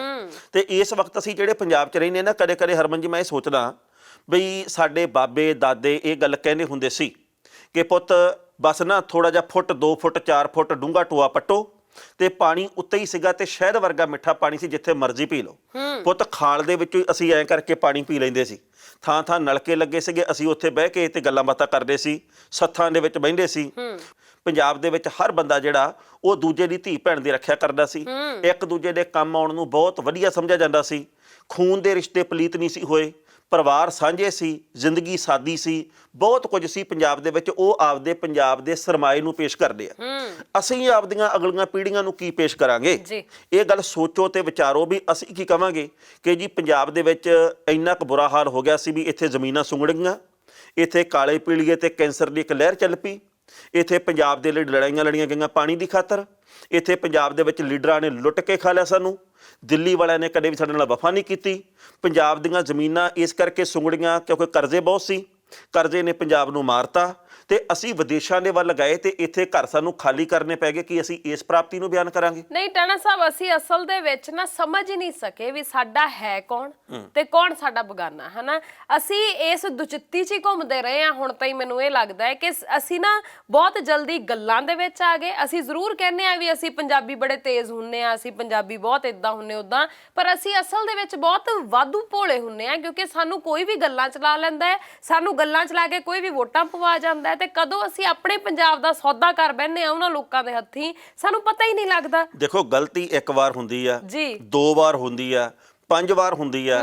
ਜੇ ਆਪਾਂ ਗਲਤੀਆਂ ਕਰਦੇ ਜਹਾਨੋਂ ਕੂਚ ਕਰ ਗਏ ਤਾਂ ਫਿਰ ਤਾਂ ਸਾਡੇ ਹੋਣਾ ਤੇ ਨਾ ਹੋਣਾ ਇੱਕ ਬਰਾਬਰ ਹੀ ਹੈ। ਬਿਲਕੁਲ। ਔਰ ਮੈਂ ਇਹ ਮੰਨਦੀ ਆ ਵੀ ਕੱਲੇ ਅਸੀਂ ਲੀਡਰਾਂ ਨੂੰ ਦੋਸ਼ ਨਾ ਦਈਏ, ਅਸੀਂ ਵੀ ਪੰਜਾਬ ਨਾਲ ਵਫਾ ਨਹੀਂ ਕਮਾਈ, ਚਾਹੇ ਮੈਂ ਆ, ਚਾਹੇ ਤੁਸੀਂ ਹੋ, ਚਾਹੇ ਕੋਈ ਵੀ ਹੈ। ਅਸੀਂ ਵੀ ਕਿਤੇ ਨਾ ਕਿਤੇ ਆਪਣੇ ਫਾਇਦੇ ਲਈ, ਆਪਣੇ ਮਫਾਦਾਂ ਦੇ ਲਈ ਇਸ ਪੰਜਾਬ ਦਾ ਸੌਦਾ ਕਰਦੇ ਰਹੇ ਆ, ਚਾਹੇ ਉਹ ਆਪਣੀ ਧਰਤੀ ਦੇ ਰੂਪ 'ਚ ਕੀਤਾ ਹੋਵੇ ਵੀ ਅਸੀਂ ਇੱਥੇ ਜ਼ਹਿਰਾਂ ਜਿਹੜੀਆਂ ਆ ਉਹ ਬੀਜ ਕੇ ਅਸੀਂ ਧਰਤੀ ਦੇ ਸਕੇ ਨਹੀਂ ਹੋਏ ਹੈਗੇ, ਚਾਹੇ ਉਹ ਕਿਸੇ ਤਰੀਕੇ ਕਰ ਲਈਏ, ਅਸੀਂ ਵੀ ਬਹੁਤਾ ਕੋਈ ਯੋਗਦਾਨ ਜਿਹੜਾ ਚੰਗਾ ਉਹ ਪਾਇਆ ਨਹੀਂ। ਚਲੋ ਇਹ ਤਾਂ ਖੇਤੀਬਾੜੀ ਦੀ ਗੱਲ ਹੋ ਗਈ। ਉਦਾਂ ਮਨੁੱਖ ਦੇ ਤੌਰ ਦੇ ਉੱਤੇ ਇੱਕ ਪੰਜਾਬੀ ਦੇ ਨਾਤੇ ਅਸੀਂ ਕੀ ਕੁਝ ਕੀਤਾ ਕਿਸੇ ਦੇ ਲਈ, ਪੰਜਾਬ ਦੇ ਲਈ, ਆਪਦੇ ਪਿੰਡ ਦੇ ਲਈ, ਆਪਦੀ ਗਲੀ ਦੇ ਲਈ, ਆਪਦੇ ਗੁਆਂਢੀ ਦੇ ਲਈ, ਆਪਦੇ ਸਕੇ ਸੰਬੰਧੀਆਂ ਦੇ ਲਈ, ਇਹ ਆਪੇ ਚਿੰਤਨ ਕਰਕੇ ਦੇਖ ਲਓ, ਕਿਸੇ ਨੂੰ ਦੱਸਣ ਦੀ ਲੋੜ ਨਹੀਂ ਹੈ। ਤੇ ਸਾਡਾ ਵੀ ਪੰਜਾਬ ਦੇ ਨੁਕਸਾਨ ਦੇ ਵਿੱਚ, ਪੰਜਾਬ ਦੀ ਬਰਬਾਦੀ ਦੇ ਵਿੱਚ ਬਰਾਬਰ ਦਾ ਯੋਗਦਾਨ ਹੈ। ਬਿਲਕੁਲ ਸੱਚ। ਟਾਣਾ ਸਾਹਿਬ, ਹੰਸਰਾਜ ਹੰਸ ਹੋਰਾਂ ਦਾ ਇੱਕ ਬਿਆਨ ਆਇਆ ਜਿਹਦੇ ਬਾਰੇ ਚ ਮੈਂ ਚਾਹੁੰਦੀ ਵੀ ਆਪਾਂ ਚਰਚਾ ਕਰ ਲਈਏ। ਉਹ ਕਹਿੰਦੇ ਨੇ ਕਿਉਂਕਿ ਤੁਹਾਨੂੰ ਪਤਾ ਹੈ ਵੀ ਖੇਤੀ ਦਾ ਜੋ ਮੁੱਦਾ ਹੈ ਇਸ ਵੇਲੇ ਪੂਰੀ ਮੈਂ ਤਾਂ ਇਹ ਕਹੂੰਗੀ ਵੀ ਦੁਨੀਆ ਦੇ ਵਿੱਚ ਇਸ ਵੇਲੇ, ਕਿਉਂਕਿ ਜਿੱਥੇ ਇੱਥੇ ਪੰਜਾਬੀ ਹੈਗੇ ਨੇ ਹਰ ਪਾਸੇ ਇਸ ਮਸਲੇ ਦੀ ਚਰਚਾ ਹੋ ਰਹੀ ਹੈ। ਸੋ ਉਸੇ ਮਸਲੇ ਨੂੰ ਲੈ ਕੇ ਹੁਣ ਹੰਸਰਾਜ ਹੰਸ ਹੋਰਾਂ ਦਾ ਬਿਆਨ ਆਇਆ, ਕਿਉਂਕਿ ਉਹ ਤੁਹਾਨੂੰ ਪਤਾ ਵੀ ਭਾਜਪਾ ਦੇ ਨਾਲ ਸੰਬੰਧਿਤ ਨੇ ਤੇ ਉਹ ਕਹਿੰਦੇ ਨੇ ਵੀ ਕਈ ਵਾਰ ਗਲਤ ਫਹਿਮੀਆਂ ਪੈਦਾ ਹੋ ਜਾਂਦੀਆਂ ਹੁੰਦੀਆਂ ਨੇ, ਪਰ ਜਿਹੜੇ ਮਸਲੇ ਦੇ ਹੱਲ ਨੇ ਉਹ ਮਿਲ ਬਹਿ ਕੇ ਹੁੰਦੇ ਨੇ। ਵੀ ਆਓ ਮੈਂ ਬੈਠਾ ਤੇ ਮੈਂ ਪ੍ਰਧਾਨ ਮੰਤਰੀ ਮੋਦੀ ਹੋਰਾਂ ਦੇ ਨਾਲ ਕਿਸਾਨਾਂ ਦੀ ਗੱਲਬਾਤ ਕਰਾਉਣਾ ਤੇ ਆਪਾਂ ਬਹਿ ਕੇ ਮਸਲੇ ਦਾ ਹੱਲ ਕਰ ਲਈਏ। ਦੇਖੋ ਪਹਿਲੀ ਗੱਲ ਤਾਂ ਇਹ ਆ ਹਰਮਨ ਜੀ ਕਿ ਪਿਛਲੇ ਦਿਨੀ ਨਾ ਕੇਂਦਰ ਦੀ ਸਰਕਾਰ ਨੇ ਇੱਕ ਨਵਾਂ ਕਾਨੂੰਨ ਲੈ ਕੇ ਆਂਦਾ। ਉਹਦੇ ਵਿੱਚ ਜੇਕਰ ਕੋਈ ਵੀ ਪਰਾਲੀ ਫੂਕੂਗਾ ਜਾਂ ਕਿਸੇ ਵੀ ਉਦਯੋਗਿਕ ਇਕਾਈ ਦੇ ਵਿੱਚੋਂ ਧੂੰਆਂ ਨਿਕਲੂਗਾ ਜਿਹਦੇ ਕਰਕੇ ਵਾਤਾਵਰਨ ਪਲੀਤ ਹੋਊਗਾ ਜੀ, ਉਹਨਾਂ ਨੂੰ 1 ਕਰੋੜ ਰੁਪਏ ਦਾ ਜੁਰਮਾਨਾ ਤੇ 5 ਸਾਲ ਦੀ ਸਜ਼ਾ ਵੀ ਹੋ ਸਕਦੀ ਹੈ। ਪਰ ਮੈਂ ਨਾਲ ਦੀ ਨਾਲ ਇਹ ਵੀ ਸੋਚਦਾ ਵੀ ਕਾਨੂੰਨ ਤਾਂ ਇੱਥੇ ਜਬਰ ਜਨਾਹ ਨਾ ਹੋਵੇ ਉਹਦੇ ਕਰਕੇ ਵੀ ਬਣਿਆ ਜੀ, 751 ਵੀ ਬਣੀ ਆ। ਇੱਥੇ ਬਹੁਤ ਸਾਰੇ ਕਾਨੂੰਨ ਹੈਗੇ ਆ, ਪਰ ਉਹਨਾਂ ਕਾਨੂੰਨਾਂ ਦੇ ਚੱਲਦਿਆਂ ਕੀ ਕਦੇ ਗਲਤੀ ਨਹੀਂ ਹੁੰਦੀਗੀ ਜਾਂ ਕੀ ਸਹੀ ਤਰੀਕੇ ਨਾਲ ਇਨਸਾਫ ਮਿਲਦਾ। ਅੱਜ ਦੀ ਤਰੀਕ ਦੇ ਵਿੱਚ ਕਮਰੇ ਦੇ ਵਿੱਚ ਬੈਠ ਕੇ ਕਾਨੂੰਨ ਬਣਾ ਲੈਣਾ ਵੱਖਰੀ ਗੱਲ ਹੈ, ਉਹਨੂੰ ਜ਼ਮੀਨੀ ਪੱਧਰ ਦੇ ਉੱਤੇ ਲਾਗੂ ਕਰਨਾ ਵੱਖਰੀ ਗੱਲ ਹੈ। ਦੂਜੀ ਗੱਲ ਇਹ ਹੈਗੀ ਆ ਕਿ ਜਦੋਂ ਵੀ ਜਲੰਧਰ ਜਾਂ ਆਲੇ ਦੁਆਲੇ ਦੇ ਖੇਤਰ ਦੇ ਵਿੱਚ ਇਹ ਗੱਲ ਚੱਲਦੀ ਹੈ ਵੀ ਹੁਣ ਟ੍ਰੈਫਿਕ ਨਿਯਮਾਂ ਦੀ ਬਹੁਤ ਸਖਤਾਈ ਹੋ ਜਾਣੀ ਆ, ਕਈ ਥਾਵਾਂ ਤੋਂ ਖਬਰਾਂ ਆਉਂਦੀਆਂ ਵੀ ਜਿੱਥੇ 50 'ਚ ਮਸਲਾ ਹੱਲ ਹੁੰਦਾ ਹੈਲਮਟ ਨਾ ਲੈਣ ਵਾਲਾ, ਉੱਥੇ 200 'ਚ ਹੋਣ ਲੱਗ ਪੈਂਦਾ। ਇਹ ਵੀ ਜਿਹੜਾ ਮਸਲਾ ਨਾ ਕੇਂਦਰ ਦੀ ਸਰਕਾਰ ਨੂੰ ਵਿਚਾਰਨਾ ਚਾਹੀਦਾ ਵੀ ਇਹ ਸਾਰਾ ਕੁਝ ਕਿਉਂ ਹੋ ਰਿਹਾ, ਕਿਸਾਨ ਅੱਗ ਕਿਉਂ ਲਾਉਂਦੇ ਆ। ਜੇ ਤਾਂ ਤੁਸੀਂ ਕਿਸਾਨਾਂ ਨੂੰ ਸਬਸਿਡੀ ਮੁਹੱਈਆ ਕਰਵਾਉਂਦੇ ਆ, ਕਿਸਾਨ ਕਹਿੰਦੇ ਸਾਨੂੰ ਏਕੜ ਦੇ ਪਿੱਛੇ 2500 ਰੁਪਈਆ ਦਿਓ, ਅਸੀਂ ਖੇਤਾਂ ਦੇ ਵਿੱਚੋਂ ਆਪੇ ਪਰਾਲੀ ਸੰਭਾਲ ਲਾਂਗੇ। ਜੇ ਤਾਂ ਤੁਸੀਂ ਸਬਸਿਡੀ ਮੁਹੱਈਆ ਕਰਵਾਉਂਦੇ ਆ, ਜੇ ਤੁਸੀਂ ਨਾੜ ਤੇ ਪਰਾਲੀ ਨੂੰ ਵਿੱਚੇ ਕੁਤਰ ਦਿੱਤਾ ਜਾਵੇ, ਵਿੱਚੇ ਜਜ਼ਬ ਹੋ ਜੇ, ਇਹਦੇ ਲਈ ਸੰਦ ਮੁਹੱਈਆ ਕਰਵਾਉਂਦੇ ਆ। ਜੇਕਰ ਤੁਸੀਂ ਬਣਦੀ ਉਹਨਾਂ ਦੀ ਮਦਦ ਕਰਦੇ ਆ ਤੇ ਮਦਦ ਲੈਣ ਤੋਂ ਬਾਅਦ ਵੀ ਕਿਸਾਨ ਅੱਗ ਲਾਉਂਦੇ ਤੇ ਵਾਤਾਵਰਨ ਨੂੰ ਪਲੀਤ ਕਰਦੇ, ਇਹ ਉਹਨਾਂ ਦੀ ਗਲਤੀ ਆ। ਉਹਨਾਂ ਨੂੰ ਕਰੋੜ ਦਾ ਨਹੀਂ ਭਾਵੇਂ 5 ਕਰੋੜ ਦਾ ਜੁਰਮਾਨਾ ਕਰੋ। ਬਿਲਕੁਲ। ਪਰ ਜੇਕਰ ਤੁਸੀਂ ਦਿੰਦੇ ਕੁਛ ਨਹੀਂ, ਤੁਸੀਂ ਕਹਿ ਦਿੰਦੇ ਜੀ ਕਿ ਇਹ ਸੂਬੇ ਦੀ ਸਰਕਾਰ ਦੀ ਜ਼ਿੰਮੇਵਾਰੀ ਹੈ, ਸੂਬੇ ਵਾਲੀ ਕਹਿੰਦੀ ਕੇਂਦਰ ਤੋਂ ਸਾਨੂੰ ਕੁਝ ਨਹੀਂ ਮਿਲਦਾ, ਕਿਸਾਨ ਕਹਿੰਦੇ ਨੇ ਸਾਨੂੰ ਕੁਝ ਨਾ ਕੁਝ ਦਿਓ, ਸਾਡੇ ਖੇਤਾਂ ਨੂੰ ਵਿਹਲੇ ਕਰ ਲਓ, ਆਪੇ ਕਰ ਲਓ, ਤਾਂ ਇਹਦਾ ਮਤਲਬ ਇਹ ਹੈ ਕਿ ਕੱਲੀਆਂ ਗੱਲਾਂ ਦੇ ਨਾਲ ਤੇ ਕੱਲੀਆਂ ਰਾਇਆਂ ਦੇ ਨਾਲ ਕੁਝ ਨਹੀਂ ਹੁੰਦਾ, ਥੁੱਕ ਦੇ ਨਾਲ ਵੜੇ ਨਹੀਂ ਪੱਕਦੇ। ਬਿਲਕੁਲ ਸਹੀ। ਹੁਣ ਕਿਸਾਨਾਂ ਨੇ ਤਾਂ ਇਹ ਵੀ ਗੱਲ ਕਹਿ ਦਿੱਤੀ ਹੈ ਜੀ ਸਾਨੂੰ 5 ਕਰੋੜ ਜੁਰਮਾਨਾ ਕਰੋ, ਅਸੀਂ ਤਾਂ ਅੱਗ ਲਾਵਾਂਗੇ। ਜਦੋਂ ਕੇਂਦਰ ਦੀ ਸਰਕਾਰ ਲਗਾਤਾਰ ਸਾਡੇ ਉੱਤੇ ਇਹੋ ਜਿਹੇ ਵਾਰ ਕਰ ਰਹੀ ਆ ਵੀ ਸਾਡੇ ਮਨ ਦੇ ਵਿੱਚ ਗੁੱਸਾ ਪ੍ਰਚੰਡ ਆ, ਤੇ ਉੱਤੋਂ ਤੁਸੀਂ ਇਹ ਗੱਲ ਕਹੋ ਜੀ ਕਿ ਐ ਨਹੀਂ ਐ ਚਾਹੀਦਾ। ਮੈਂ ਮੰਨਦਾ ਵੀ ਵਾਤਾਵਰਨ ਪਲੀਤ ਨਹੀਂ ਕਰਨਾ ਚਾਹੀਦਾ, ਮੈਂ ਮੰਨਦਾ ਧਰਤੀ ਦੀ ਹਿੱਕ ਸਾੜਨੀ ਗਲਤ ਆ, ਮੈਂ ਮੰਨਦਾ ਕਿ ਇਹਨਾਂ ਮਿੱਤਰ ਕੀੜੇ ਮਰ ਜਾਂਦੇ ਆ, ਉਪਜਾਊ ਸ਼ਕਤੀ ਖਤਮ ਹੁੰਦੀ ਆ। ਪਰ ਸਵਾਲ ਤਾਂ ਉੱਥੇ ਦਾ ਉੱਥੇ ਹੀ ਆ ਵੀ ਜਿਹੜਾ ਇਹ ਵਾਤਾਵਰਨ ਪਲੀਤ ਹੁੰਦਾ ਗੱਡੀਆਂ ਦੇ ਧੂਏ ਨਾਲ ਵੀ, ਵਾਤਾਵਰਨ ਭੱਠਿਆਂ ਦੀਆਂ ਚਿਮਨੀਆਂ ਨਾਲ ਵੀ ਹੁੰਦਾ, ਵਾਤਾਵਰਨ ਆ ਜਿਹੜਾ ਉਦਯੋਗ ਇਕਾਈਆਂ ਨਾਲ ਵੀ ਹੁੰਦਾ, ਵਾਤਾਵਰਨ ਨਾੜ ਤੇ ਪਰਾਲੀ ਨੂੰ ਅੱਗ ਲਾਏ ਤੋਂ ਵੀ ਹੁੰਦਾ। ਸਭ ਦੇ ਉੱਤੇ ਸਮਾਨ ਕਾਨੂੰਨ ਹੋਣਾ ਚਾਹੀਦਾ, ਪਰ ਤੁਸੀਂ ਮਦਦ ਵੀ ਕਰੋ, ਜੇਬ ਦੇ ਵਿੱਚੋਂ ਕੁਝ ਕੱਢੋ ਵੀ, ਖਜ਼ਾਨੇ ਦੇ ਵਿੱਚੋਂ ਕੁਝ ਦਿਓ ਵੀ, ਕੱਲੀਆਂ ਰਹਿਆ ਨਹੀਂ। ਬਿਲਕੁਲ ਸਹੀ, ਵੀ ਕੋਈ ਹੱਲ ਵੀ ਤਾਂ ਦੱਸੋ ਨਾ। ਠੀਕ ਆ, ਮੰਨ ਗਏ ਪਰਾਲੀ ਨਹੀਂ ਫੂਕਣੀ ਚਾਹੀਦੀ, ਨਹੀਂ ਅੱਗ ਲਾਉਣੀ ਚਾਹੀਦੀ ਨਾਲ ਨੂੰ, ਪਰ ਤੁਸੀਂ ਉਹਦਾ ਹੱਲ ਵੀ ਤਾਂ ਦੱਸੋ ਵੀ ਐ ਨਾ ਕਰੋ, ਪਰ ਉਹਦਾ ਹੱਲ ਆ ਹਨਾ। ਤੁਸੀਂ ਹੱਲ ਵੀ ਨਹੀਂ ਦੱਸਦੇ। ਤੁਸੀਂ ਪੈਟਰੋਲ ਡੀਜ਼ਲ ਦੇ ਭਾਅ ਤੁਹਾਨੂੰ ਪਤਾ ਹੀ ਹੈ ਟਾਣਾ ਸਾਹਿਬ ਵੀ ਕਿੱਥੇ ਪਹੁੰਚੇ ਹੋਏ ਨੇ ਹਨਾ। ਫਿਰ ਸੰਦ ਕਿਸਾਨਾਂ ਕੋਲ ਕਿੰਨੇ ਕ ਹੈਗੇ ਨੇ ਤੇ ਸਰਕਾਰਾਂ ਵੱਲੋਂ ਕਿੰਨੇ ਕ ਮੁਹੱਈਆ ਕਰਵਾਏ ਜਾਂਦੇ ਨੇ, ਇਹ ਵੀ ਆਪਾਂ ਸਾਰੇ ਜ਼ਮੀਨੀ ਹਕੀਕਤਾਂ ਜਾਣਦੇ ਹਾਂ ਹਨਾ। ਸੋ ਕੱਲਾ ਕਾਗਜ਼ਾਂ ਦੇ ਉੱਪਰ ਝਰੀਟਾ ਮਾਰ ਦੇਣ ਨਾਲ, ਕਾਨੂੰਨ ਬਣਾ ਦੇਣ ਨਾਲ ਹਨਾ, ਇਹਦੇ ਨਾਲ ਮਸਲੇ ਹੱਲ ਨਹੀਂ ਹੋਣੇ। ਤੁਹਾਨੂੰ ਢੁਕਵਾਂ ਹੱਲ ਵੀ ਦੱਸਣਾ ਪਊਗਾ। ਤੇ ਹੁਣ ਹੰਸਰਾਜ ਹੰਸ ਹੋਰੀ ਜਿਹੜੇ ਕਿ ਪੰਜਾਬੀ ਗਾਇਕ ਆ, ਜਿਹੜੇ ਕਿ ਦਿੱਲੀ ਦੇ ਵਿੱਚ ਭਾਜਪਾ ਦੇ ਹੈਗੇ ਆ ਸੰਸਦ ਮੈਂਬਰ, ਉਹਨਾਂ ਨੇ ਇਹ ਗੱਲ ਕਹੀ ਹੈ ਕਿ ਜਿਹੜੇ ਇਸ ਵਕਤ ਖੇਤੀ ਕਾਨੂੰਨਾਂ ਦੇ ਪ੍ਰਤੀ ਗਲਤ ਫਹਿਮੀਆਂ ਬਣੀਆਂ ਜਾਂ ਕੇਂਦਰ ਦੀ ਸਰਕਾਰ ਤੇ ਕਿਸਾਨ ਜਥੇਬੰਦੀਆਂ ਦਰਮਿਆਨ ਦੂਰੀਆਂ ਵਧੀਆਂ, ਉਹਨਾਂ ਨੇ ਕਿਹਾ ਜੀ ਕਿ ਮਿਲ ਬੈਠ ਕੇ ਹੱਲ ਹੋ ਸਕਦੀਆਂ। ਹੰਸਰਾਜ ਹੰਸ ਹੋਰੀ ਇਸ ਤੋਂ ਪਹਿਲਾਂ ਜਲੰਧਰ ਦੇ ਵਿੱਚ ਆ ਕੇ ਕਈ ਥਾਵਾਂ ਤੇ ਇੰਟਰਵਿਊਜ਼ ਦੇ ਕੇ ਗਏ ਸੀਗੇ। ਉਦੋਂ ਉਹਨਾਂ ਦੇ ਉੱਤੇ ਕਈ ਲੋਕਾਂ ਦੀ ਕਿੰਤੂ ਪਰੰਤੂ ਵੀ ਹੋਈ ਸੀਗੀ। ਮੈਂ ਮੰਨਦਾ ਕਿ ਜਿਹੜੇ ਵੀ ਲੋਕ ਪੰਜਾਬ ਦੇ ਆ, ਪੰਜਾਬ ਦੇ ਵਾਸੀ ਆ, ਪੰਜਾਬ ਦਾ ਖਾਂਦੇ ਆ, ਪੰਜਾਬ ਦੀ ਆਬੋ ਹਵਾ ਦੇ ਵਿੱਚ ਸਾਹ ਲੈਂਦੇ ਸੀ ਜਾਂ ਲੈਂਦੇ ਹਨ, ਉਹਨਾਂ ਸਾਰਿਆਂ ਨੂੰ ਕਿਸਾਨੀ ਦੇ ਹੱਕ ਦੇ ਵਿੱਚ ਭੁਗਤਣਾ ਚਾਹੀਦਾ। ਪਰ ਹੰਸ ਹੋਰਾਂ ਨੇ ਕਿਹਾ ਜੀ ਕਿ ਮੈਂ ਭਾਰਤ ਦੇ ਜਿਹੜੇ ਭਾਜਪਾ ਪ੍ਰਧਾਨ ਆ ਨੱਡਾ ਸਾਹਿਬ, ਉਹਨਾਂ ਦੇ ਨਾਲ ਵੀ ਮੁਲਾਕਾਤ ਕਰਵਾ ਸਕਦਾ, ਪ੍ਰਧਾਨ ਮੰਤਰੀ ਹੋਰਾਂ ਦੇ ਨਾਲ ਵੀ ਮੁਲਾਕਾਤ ਹੋ ਸਕਦੀ ਹੈ, ਕਿਸਾਨ ਜਥੇਬੰਦੀਆਂ ਅੱਗੇ ਵਧਣ, ਮਸਲੇ ਦਾ ਹੱਲ ਹੋ ਸਕਦਾ। ਗਲਤ ਫਹਿਮੀਆਂ ਦੂਰੀਆਂ ਜਿਹੜੀਆਂ ਇਹ ਮੁਕਾਉਣ ਦੀ ਜ਼ਰੂਰਤ ਹੈਗੀ ਆ। ਉਹਨਾਂ ਨੇ ਕਿਹਾ ਜੀ ਕਿ ਜਦੋਂ ਦੇਸ਼ ਦਾ ਅੰਨਦਾਤਾ, ਦੇਸ਼ ਦਾ ਭਗਵਾਨ ਕਿਸਾਨ ਇੱਦਾਂ ਸੰਘਰਸ਼ ਦੇ ਰਾਹ ਦੇ ਉੱਤੇ ਪਿਆ, ਮੈਨੂੰ ਵੀ ਤਕਲੀਫ ਹੁੰਦੀ ਹੈ। ਉਹਨਾਂ ਨੇ ਕਿਹਾ ਜੀ ਕਿ ਕਈ ਵਾਰ ਪਹਿਲੀ ਜਾਂ ਦੂਜੀ ਮੁਲਾਕਾਤ ਦੇ ਵਿੱਚ ਮਸਲਾ ਹੱਲ ਨਹੀਂ ਹੁੰਦਾ, ਆਪਾਂ ਕਿਤੇ ਵੀ ਜਾਂਦੇ ਆ, ਕਈ ਵਾਰ ਇਹ ਤੜਕ ਹੋ ਜਾਂਦੀ ਆ, ਸਾਡੇ ਵਿੱਚ ਦੂਰੀਆਂ ਇੰਨੀਆਂ ਵੱਧਦੀਆਂ, ਜੇਕਰ ਕਿਸਾਨਾਂ ਨੂੰ ਵੀ ਵਾਪਸ ਆਉਣਾ ਪਿਆ, ਮੈਨੂੰ ਇਸ ਗੱਲ ਦੇ ਉੱਤੇ ਦੁੱਖ ਹੈ। ਉਹਨਾਂ ਨੇ ਕਿਹਾ ਜੀ ਕਿ ਇੱਕ ਵਾਰੀ ਫਿਰ ਮਿਲਣਾ ਚਾਹੀਦਾ। ਹੁਣ ਮੈਂ ਇਹ ਦੇਖਣਾ ਚਾਹੂੰਗਾ ਕਿ ਹੰਸਰਾਜ ਹੰਸ ਹੋਰੀ ਨੇ ਜਿਹੜੇ ਉਹ ਵਿੱਚ ਪੈ ਕੇ ਮੁਲਾਕਾਤ ਕਦੋਂ ਕਰਵਾਉਂਦੇ ਆ। ਅਸੀਂ ਚਾਹੁੰਦੇ ਹਾਂ ਕਿ ਮੁਲਾਕਾਤ ਕਰਵਾਉਣ, ਕਿਉਂਕਿ ਉਹ ਪੰਜਾਬ ਦੇ ਆ ਤੇ ਮਸਲਾ ਪੰਜਾਬ ਦਾ ਹੱਲ ਹੋਣਾ ਚਾਹੀਦਾ। ਇਹ ਨਾ ਹੋਵੇ ਇਹ ਗੱਲ ਇੱਥੇ ਦੀ ਇੱਥੇ ਰਹਿ ਜੇ, ਕਿਉਂਕਿ ਕਿਸਾਨ ਆ ਜਿਹੜੇ ਉਹ ਜਿਸ ਤਰੀਕੇ ਨਾਲ ਲੰਮਾ ਸੰਘਰਸ਼ ਕਰ ਰਹੇ ਆ, ਇਹ ਕੋਈ ਢਿੱਡੋਂ ਖੁਸ਼ ਹੋ ਕੇ ਨਹੀਂ, ਇਹ ਮਜਬੂਰੀ ਦੇ ਵਿੱਚ ਕਰਨਾ ਪੈ ਰਿਹਾ। ਬਿਲਕੁਲ ਸਹੀ। ਟਾਣਾ ਸਾਹਿਬ, ਇਸ ਦੁਨੀਆ ਦੇ ਵਿੱਚ ਨਾ ਬਹੁਤ ਤਰ੍ਹਾਂ ਦੇ ਲੋਕ ਨੇ। ਕੁਝ ਇੱਕ ਲੋਕ ਇਹੋ ਜਿਹੇ ਹੁੰਦੇ ਨੇ ਜਿਹੜੇ ਕਿ ਸਿਰਫ ਦਿਖਾਉਂਦੇ ਨੇ ਕਿ ਮੈਂ ਕੰਮ ਕਰ ਰਿਹਾ, ਪਰ ਅਸਲ 'ਚ ਕੰਮ ਕਰ ਨਹੀਂ ਰਹੇ ਹੁੰਦੇ। ਕੁਝ ਇੱਕ ਲੋਕ ਇਹੋ ਜਿਹੇ ਹੁੰਦੇ ਨੇ ਜਿਹੜੇ ਆਪਣੇ ਕੰਮ ਨੂੰ ਰੱਬ ਦੀ ਤਰ੍ਹਾਂ ਪੂਜਦੇ ਨੇ, ਵੀ ਕੰਮ ਆ ਤਾਂ ਸਭ ਕੁਛ ਆ, ਨਹੀਂ ਤਾਂ ਨਹੀਂ, ਹੈ ਨਾ। ਕੁਝ ਇੱਕ ਲੋਕ ਇਹੋ ਜਿਹੇ ਹੁੰਦੇ ਆ, ਉਹ ਕਹਿੰਦੇ ਆ ਵੀ ਠੀਕ ਆ, ਥੋੜਾ ਬਹੁਤ ਕੰਮ ਕਰ ਲਿਆ ਤੇ ਥੋੜਾ ਬਹੁਤ ਆਰਾਮ ਵੀ ਜ਼ਰੂਰੀ ਹੈ। ਸੋ ਵੱਖੋ ਵੱਖਰੇ ਤਰ੍ਹਾਂ ਦੇ ਲੋਕ ਆ। ਪਰ ਕੁਝ ਇੱਕ ਲੋਕ ਇਹੋ ਜਿਹੇ ਹੁੰਦੇ ਜਿਨ੍ਹਾਂ ਨੂੰ ਬਾਕੀ ਸਾਰੀਆਂ ਗੱਲਾਂ ਬਾਅਦ 'ਚ ਹੁੰਦੀਆਂ ਨੇ, ਪਰ ਕੰਮ ਪਹਿਲਾਂ ਹੁੰਦਾ। ਔਰ ਇਹੋ ਜਿਹੀ ਇੱਕ ਵਕੀਲ ਦੇ ਬਾਰੇ 'ਚ ਅੱਜ ਮੈਂ ਪੜ੍ਹਿਆ ਤੇ ਮੈਂ ਬੜੀ ਹੈਰਾਨ ਹੋਈ ਉਹਦੇ ਬਾਰੇ 'ਚ ਪੜ੍ਹ ਕੇ। ਪਹਿਲਾਂ ਤਾਂ ਸ਼ਾਬਾਸ਼ ਵਕੀਲ ਨੂੰ ਵੀ ਆ, ਤੇ ਦੂਜੀ ਸ਼ਾਬਾਸ਼ ਉਹਦੀ ਘਰ ਵਾਲੀ ਨੂੰ, ਉਹਦੇ ਸਹੁਰੇ ਪਰਿਵਾਰ ਨੂੰ ਵੀ ਹੈ, ਜਿਨ੍ਹਾਂ ਨੇ ਉਹਨੂੰ ਇਜਾਜ਼ਤ ਦੇ ਦਿੱਤੀ ਕਿ ਉਹਨੇ ਇੰਨਾ ਵੱਡਾ ਫੈਸਲਾ ਲੈ ਲਿਆ। ਬਿਲਕੁਲ, ਮੈਂ ਤੁਹਾਡੀ ਗੱਲ ਨਾਲ 100% ਦੀ ਸਹਿਮਤ ਆ ਵੀ ਬੰਦਾ ਨਾ ਕਈ ਵਾਰੀ ਤਾਂ ਬਹਾਨਾ ਜਾਂ ਘੜ ਲੈਂਦਾ ਵੀ ਯਾਰ ਮੇਰੇ ਕੋਲੇ ਵਕਤ ਹੈ ਨਹੀਂ ਜੀ। ਕਈ ਲੋਕ ਜਿਨ੍ਹਾਂ ਨੇ ਕੰਮ ਕਰਨਾ ਹੁੰਦਾ, ਆਪਣੇ ਕੰਮ ਨੂੰ ਸਮਰਪਿਤ ਹੁੰਦੇ ਆ, ਉਹ ਕਰਦੇ ਹੀ ਕਰਦੇ ਆ। ਉਹ ਕਹਿ ਦਿੰਦੇ ਜੀ ਕਿ ਮੈਂ ਬਾਕੀ ਗੱਲਾਂ ਤਾਂ ਮੇਰੇ ਲਈ ਬਹੁਤ ਜ਼ਰੂਰੀ ਆ, ਪਰ ਜੇ ਮੈਂ ਕੰਮ ਹੀ ਨਾ ਕਰੂੰਗਾ ਤਾਂ ਫਿਰ ਇਸ ਚੰਮ ਦਾ ਵੀ ਕੀ ਮੁੱਲ ਆ। ਜੇ ਮੈਂ ਕੰਮ ਹੀ ਨਾ ਕਰੂੰਗਾ ਤਾਂ 4 ਰੁਪਈਏ ਕਿੱਥੋਂ ਆਉਣਗੇ? ਜੇ 4 ਰੁਪਈਏ ਨਾ ਆਉਣਗੇ ਤਾਂ ਮੈਂ ਆਪਦੇ ਟੱਬਰ ਨੂੰ ਮੁਸ਼ਕਲ ਹਾਲਾਤ ਦੇ ਵਿੱਚੋਂ ਕਿਵੇਂ ਕੱਢੂੰਗਾ? ਇਹ ਹਰ ਗੱਲ ਦੇ ਵਿੱਚ ਇੱਕ ਕੜੀ ਜੁੜੀ ਹੁੰਦੀ ਹੈ, ਬੰਦੇ ਨੂੰ ਸਮਝਣਾ ਚਾਹੀਦਾ ਮੇਰੇ ਖਿਆਲ 'ਚ। ਇਹ ਜਿਹੜੀ ਤੁਸੀਂ ਗੱਲ ਕੀਤੀ ਹੈ, ਇਹ ਪੰਜਾਬ ਤੇ ਹਰਿਆਣਾ ਹਾਈ ਕੋਰਟ ਦੇ ਨਾਲ ਜੁੜੀ ਹੈ। ਇੱਕ ਵਕੀਲ ਆ, ਉਹ ਵਕੀਲ ਕਿਸੇ ਦਾ ਕੇਸ ਲੜ ਰਿਹਾ, ਉਹ ਕੇਸ ਦੇ ਵਿੱਚ ਪੁਲਿਸ ਨੇ ਲੰਮੇ ਸਮੇਂ ਤੋਂ ਚਲਾਨ ਹੀ ਨਹੀਂ ਪੇਸ਼ ਕੀਤਾ, ਬੰਦੇ ਨੂੰ ਮਿਲਣੀ ਸੀ ਜ਼ਮਾਨਤ, ਪੁਲਿਸ ਨੇ ਕਿਤੇ ਲੱਤ ਨਹੀਂ ਲਾਈ। ਸਰਕਾਰੀ ਵਕੀਲ ਆ ਜਿਹੜਾ ਕਹਿੰਦਾ ਜੀ ਮੇਰੇ ਕੋਲ ਤਾਂ ਸਮਾਂ ਹੈ ਨਹੀਂਗਾ ਤੇ ਅਗਲੀ ਤਰੀਕ ਪਾ ਦਿਓ।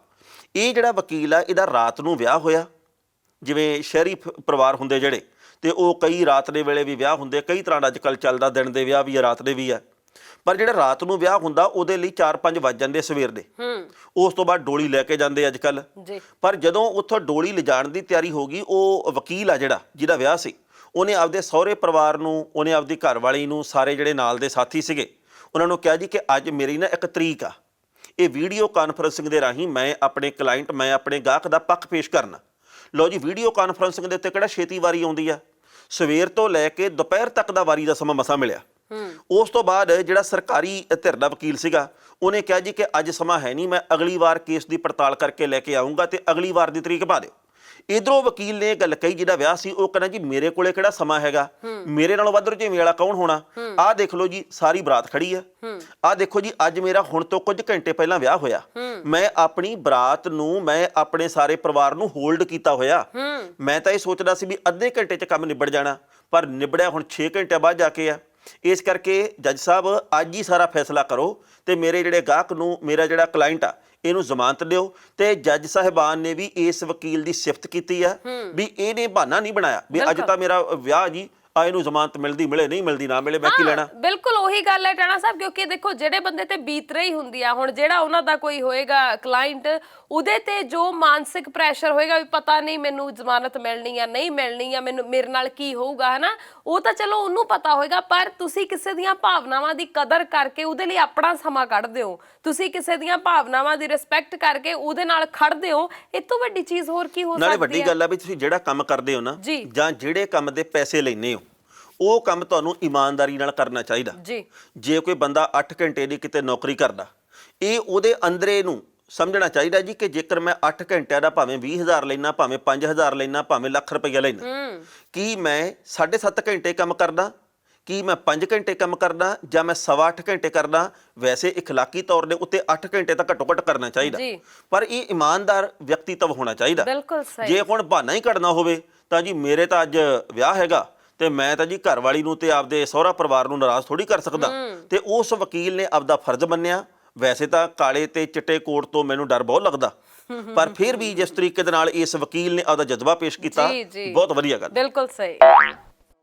ਟਾਣਾ ਸਾਹਿਬ ਅੱਗੇ ਵਧੀਏ, ਮੈਂ ਇੱਕ ਜ਼ਰੂਰੀ ਗੱਲ ਤੁਹਾਡੇ ਨਾਲ ਸਾਂਝੀ ਕਰਨਾ ਚਾਹੁੰਦੀ ਹਾਂ। ਪਿਛਲੇ ਦਿਨੀ ਆਪਾਂ ਇੱਕ ਜਿਹੜੀ ਕਿਸ਼ਤ ਹੈ ਉਹ ਲਾਭ ਹੀਰਾ ਹੋਰਾਂ ਦੇ ਨਾਲ ਗੱਲਬਾਤ ਕਰਕੇ ਕੀਤੀ ਸੀ। ਬਿਲਕੁਲ ਜੀ, ਅਸੀਂ 2 ਕਿਸ਼ਤਾਂ ਕੀਤੀਆਂ ਉਹਨਾਂ ਦੀਆਂ ਜੀ। ਸੋ ਉਹਦੇ ਵਿੱਚ ਉਹਨਾਂ ਨੇ ਬਹੁਤ ਸਾਰੀਆਂ ਆਪਣੀਆਂ ਜਿਹੜੀਆਂ ਨਿੱਜੀ ਗੱਲਾਂ ਨੇ ਉਹ ਸਾਂਝੀਆਂ ਕੀਤੀਆਂ, ਜਿਹਦੇ ਵਿੱਚ ਇੱਕ ਜਿਹੜੀ ਮੁੱਖ ਗੱਲ ਸੀ ਉਹ ਇਹ ਸੀ ਵੀ ਉਹਨਾਂ ਨੇ ਇਸ ਗੱਲ ਨੂੰ ਕਬੂਲ ਕੀਤਾ ਕਿ ਮੈਂ ਪਹਿਲਾਂ ਬੇਹੱਦ ਸ਼ਰਾਬ ਪੀਂਦਾ ਸੀ, ਪਰ ਇੱਕ ਦਿਨ ਦੇ ਵਿੱਚ ਜਾਂ ਕਹਿ ਲਓ ਕੁਝ ਘੰਟਿਆਂ ਦੇ ਵਿੱਚ ਮੈਂ ਸ਼ਰਾਬ ਪੀਣ ਦੀ ਆਦਤ ਨੂੰ ਤੌਬਾ ਕਰ ਦਿੱਤੀ, ਉਹਨੂੰ ਮੈਂ ਗੁੱਡ ਬਾਏ ਕਹਿ ਦਿੱਤੀ, ਮੈਂ ਉਹ ਆਦਤ ਛੱਡ ਦਿੱਤੀ, ਹੈ ਨਾ। ਸੋ ਜੋ ਕਿ ਇੱਕ ਚੰਗੀ ਚੀਜ਼ ਹੈ, ਇੱਕ ਚੰਗਾ ਪੱਖ ਸੀ ਉਹਨਾਂ ਦਾ। ਪਹਿਲੀ ਗੱਲ ਤਾਂ ਇਸ ਗਲਤੀ ਨੂੰ ਕਬੂਲ ਕਰਨਾ, ਤੇ ਦੂਸਰਾ ਉਹਨੂੰ ਸੁਧਾਰਨਾ। ਇਸ ਤੋਂ ਵੱਡੀ ਚੀਜ਼ ਕੋਈ ਨਹੀਂ ਹੋ ਸਕਦੀ। ਸੋ ਉਸ ਤੋਂ ਬਾਅਦ ਚ ਉਸ ਕਿਸ਼ਤ ਦੇ ਪ੍ਰਸਾਰਿਤ ਹੋਣ ਤੋਂ ਬਾਅਦ ਚ ਬਹੁਤ ਸਾਰੇ ਸੁਨੇਹੇ ਆਪਣੇ ਤਾਈਂ ਪਹੁੰਚੇ, ਜਿਹਦੇ ਵਿੱਚੋਂ ਕੁਝ ਇੱਕ ਲੋਕਾਂ ਨੇ ਇਸ ਚੀਜ਼ ਨੂੰ ਮੰਨਿਆ ਕਿ ਲਾਭ ਹੀਰਾ ਹੋਰਾਂ ਦੀ ਕਹਾਣੀ ਸੁਣ ਕੇ ਅਸੀਂ ਵੀ ਸ਼ਰਾਬ ਪੀਣੀ ਛੱਡ ਦਿੱਤੀ। ਦੇਖੋ, ਇਹ ਬੜੀ ਚੰਗੀ ਗੱਲ ਹੈ। ਕਿਸੇ ਨੂੰ ਅਸੀਂ ਪ੍ਰੇਰਨਾ ਸਰੋਤ ਮੰਨਦੇ ਹਾਂ ਜੀ। ਕੋਈ ਬੰਦਾ ਸਾਨੂੰ ਊਰਜਾ ਦਿੰਦਾ ਕਿ ਭਾਈ ਮੈਂ ਆਹ ਕੰਮ ਕਰਦਾ ਸੀ ਤੇ ਮੈਂ ਇਹ ਕੰਮ ਛੱਡ ਕੇ ਤੇ ਹੁਣ ਬਿਲਕੁਲ ਇਸ ਲੀਹ ਦੇ ਉੱਤੇ ਤੁਰ ਪਿਆ, ਤੇ ਉਹਨੂੰ ਅਸੀਂ ਆਪਦਾ ਰਾਹ ਦਸੇਰਾ ਮੰਨ ਲਈਏ ਤਾਂ ਅਸਲ ਮੈਨੂੰ ਲੱਗਦਾ ਸਾਰਾ ਕੁਝ ਉਹੀ ਆ। ਬਿਲਕੁਲ। ਪਰ ਬਹੁਤੇ ਲੋਕ ਤਾਂ ਮੰਨਦੇ ਹੀ ਨਹੀਂ। ਜੇ ਕਿਸੇ ਨੂੰ ਕਹੇ ਜੀ ਕਿ ਤੂੰ ਦਾਰੂ ਪੀਣੀ ਛੱਡ ਦੇ, ਉਹਨੇ 5 ਪੈਗ ਲਾਏ ਹੁੰਦੇ, ਕਹੂਗਾ ਜੀ ਮੈਂ ਤਾਂ 2 ਹੀ ਲਾਏ ਆ। ਅਗਲਾ ਕਹਿੰਦਾ ਜੀ ਕਿ ਮੈਂ ਤਾਂ ਬਸ ਛੱਡੀ ਹੋਈ ਆ, ਮੈਂ ਕਦੇ ਕਦਾਈ ਪੀਣਾ, ਤੇ ਉਹ ਕਦੇ ਕਦੇ ਰੋਜ਼ਾਨਾ ਹੀ ਹੁੰਦਾ। ਇਸ ਕਰਕੇ ਇਹ ਗੱਲ ਮੰਨ ਲੈਣੀ ਕਿ ਮੈਂ ਬਹੁਤ ਦਾਰੂ ਪੀਣਾ ਤੇ ਮੈਂ ਦਾਰੂ ਪੀ ਕੇ ਜਾਂ ਹੋਰ ਨਸ਼ੇ ਖਾ ਕੇ ਕੋਈ ਚਿੱਟੇ ਦੀ ਵਰਤੋਂ ਕਰਕੇ ਖੁਦ ਨੂੰ ਉਜਾੜ ਲਿਆ, ਖੁਦ ਬਰਬਾਦ ਹੋ ਗਿਆ, ਤੇ ਇਹ ਗੱਲ ਬੇਬਾਕੀ ਨਾਲ ਮੰਨ ਕੇ ਤੇ ਸਹੀ ਲੀਹ ਦੇ ਵੱਲ ਤੁਰਨਾ ਇਹ ਕੋਈ ਛੋਟੀ ਕਾਮਯਾਬੀ ਨਹੀਂ ਆ। ਇਹਦੇ ਲਈ ਵੀ ਬੰਦੇ ਦਾ ਧੜੱਲੇਦਾਰ ਹੋਣਾ ਜ਼ਰੂਰੀ ਆ। ਇਹਦੇ ਲਈ ਤੁਸੀਂ ਬੇਬਾਕ ਹੋਣੇ ਜ਼ਰੂਰੀ ਆ ਤੇ ਆਪਣੇ ਆਪ ਨੂੰ ਗਲਤ ਮੰਨਣਾ ਜ਼ਰੂਰੀ ਆ। ਸਭ ਤੋਂ ਵੱਡੀ ਗੱਲ ਇਹ ਆ। ਸੋ ਲਾਭ ਹੀਰੇ ਦਾ ਪੰਜਾਬੀ ਗਾਇਕੀ 'ਚ ਬਹੁਤ ਵੱਡਾ ਨਾਂ, ਅਸੀਂ ਉਹਨਾਂ ਦਾ ਬਹੁਤ ਸਤਿਕਾਰ ਕਰਦੇ ਹਾਂ। ਉਹਦੀ ਆਵਾਜ਼ ਦਾ, ਉਹਦੇ ਲੋਕ ਤੱਥਾਂ ਦਾ, ਉਹ ਲਗਾਤਾਰ ਚੱਲ ਰਿਹਾ। ਤੇ ਮੈਂ ਨਾ ਕਦੇ ਕਦੇ ਇਸ ਗੱਲ ਨੂੰ ਸੋਚਦਾ ਵੀ ਪੰਜਾਬੀ ਗਾਇਕੀ ਦੇ ਵਿੱਚ 2 ਚਿਹਰੇ ਆ ਅੱਜ ਦੀ ਤਰੀਕ ਦੇ ਵਿੱਚ ਵਰਤਮਾਨ 'ਚ, ਜਿਹਦੇ ਵਿੱਚ ਇੱਕ ਲਾਭ ਹੀਰਾ ਤੇ ਇੱਕ ਗੁਰਲੇਜ ਅਖਤਰ। ਦੋਵਾਂ ਦੀ ਬੇਹੱਦ ਚੜ੍ਹਾਈ, ਫਿਰ ਦੋਵੇਂ ਬੇਹੱਦ ਡਿੱਗ ਪਏ ਤੇ ਫਿਰ ਦੋਵੇਂ ਬੇਹੱਦ ਚੜ੍ਹੇ। ਆਮ ਤੌਰ ਦੇ ਉੱਤੇ ਗਾਇਕੀ ਦੇ ਵਿੱਚ ਜਾਂ ਕਿਸੇ ਵੀ ਖੇਤਰ 'ਚ ਇੱਕ ਵਾਰੀ ਬੰਦਾ ਡਿੱਗ ਪਏ ਨਾ, ਖਾਸ ਕਰਕੇ ਗਲੈਮਰ ਵਾਲੇ ਖੇਤਰ 'ਚ, ਉਹ ਉੱਭਰਦਾ ਨਹੀਂ ਛੇਤੀ।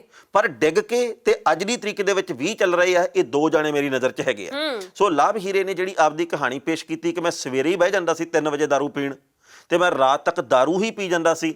ਤੇ ਵੈਸੇ ਜਦੋਂ ਆਪਾਂ ਇੰਟਰਵਿਊ ਕਰਨ ਤੋਂ ਪਹਿਲਾਂ ਚਾਹ ਪੀਂਦੇ ਸੀ, ਉਹਨਾਂ ਨੇ ਕਿਹਾ ਕਿ ਆਲੇ ਦੁਆਲੇ ਜਿਹੜੇ ਠੇਕੇ ਆ ਨਾ, ਉਹ ਮੈਂ ਕਦੇ ਕਦੇ ਸੋਚਦਾ ਹੁੰਦਾ ਵੀ ਇਹ ਮੇਰੇ ਵੱਲੋਂ ਦਿੱਤੇ ਪੈਸਿਆਂ ਕਰਕੇ ਚੱਲੇ ਗਏ, ਇਹਨਾਂ ਦੇ ਨਿਆਣੇ ਅਸੀਂ ਪਾਲੀ ਗਏ। ਬਿਲਕੁਲ ਸਹੀ। ਹਾਲਾਂਕਿ ਉਹਨੇ ਇਹ ਗੱਲ ਕਹੀ ਆ ਵੀ ਮੈਂ ਇਹ ਦਾਰੂ ਪੀ ਪੀ ਕੇ ਆਪਦੀ ਜ਼ਿੰਦਗੀ ਨੂੰ ਬਰਬਾਦ ਕਰ ਲਿਆ ਸੀ, ਪਰ ਇੱਕ ਰਾਤ ਦੇ ਵਿੱਚ ਮੈਂ ਕਿਵੇਂ ਫੈਸਲਾ ਕੀਤਾ, ਇੱਕ ਦਿਨ 'ਚ ਫੈਸਲਾ ਕਿਵੇਂ ਕੀਤਾ, ਤੇ ਮੇਰੀ ਜ਼ਿੰਦਗੀ ਅੱਜ ਤੱਕ ਤਾਬੇ ਆ। ਸੋ ਸਭ ਨੂੰ ਬੇਨਤੀ ਆ ਕਿ ਤੁਸੀਂ ਕਿਸੇ ਵੀ ਕਿਸਮ ਦਾ ਨਸ਼ਾ ਕਰਦੇ ਹੋ ਤਾਂ ਇਹੋ ਜਿਹੇ ਲੋਕਾਂ ਨੂੰ ਪ੍ਰੇਰਨਾ ਸਰੋਤ ਮੰਨਿਆ ਕਰੋ। ਬਿਲਕੁਲ। ਦੇਖੋ ਟਾਣਾ ਸਾਹਿਬ, ਮੁੱਕਦੀ ਗੱਲ ਨਾ ਤੁਹਾਡੀ ਆਪਣੀ ਮਾਨਸਿਕਤਾ ਤੇ ਤੁਹਾਡੇ ਦ੍ਰਿੜ ਇਰਾਦੇ ਦੇ ਉੱਪਰ ਆ।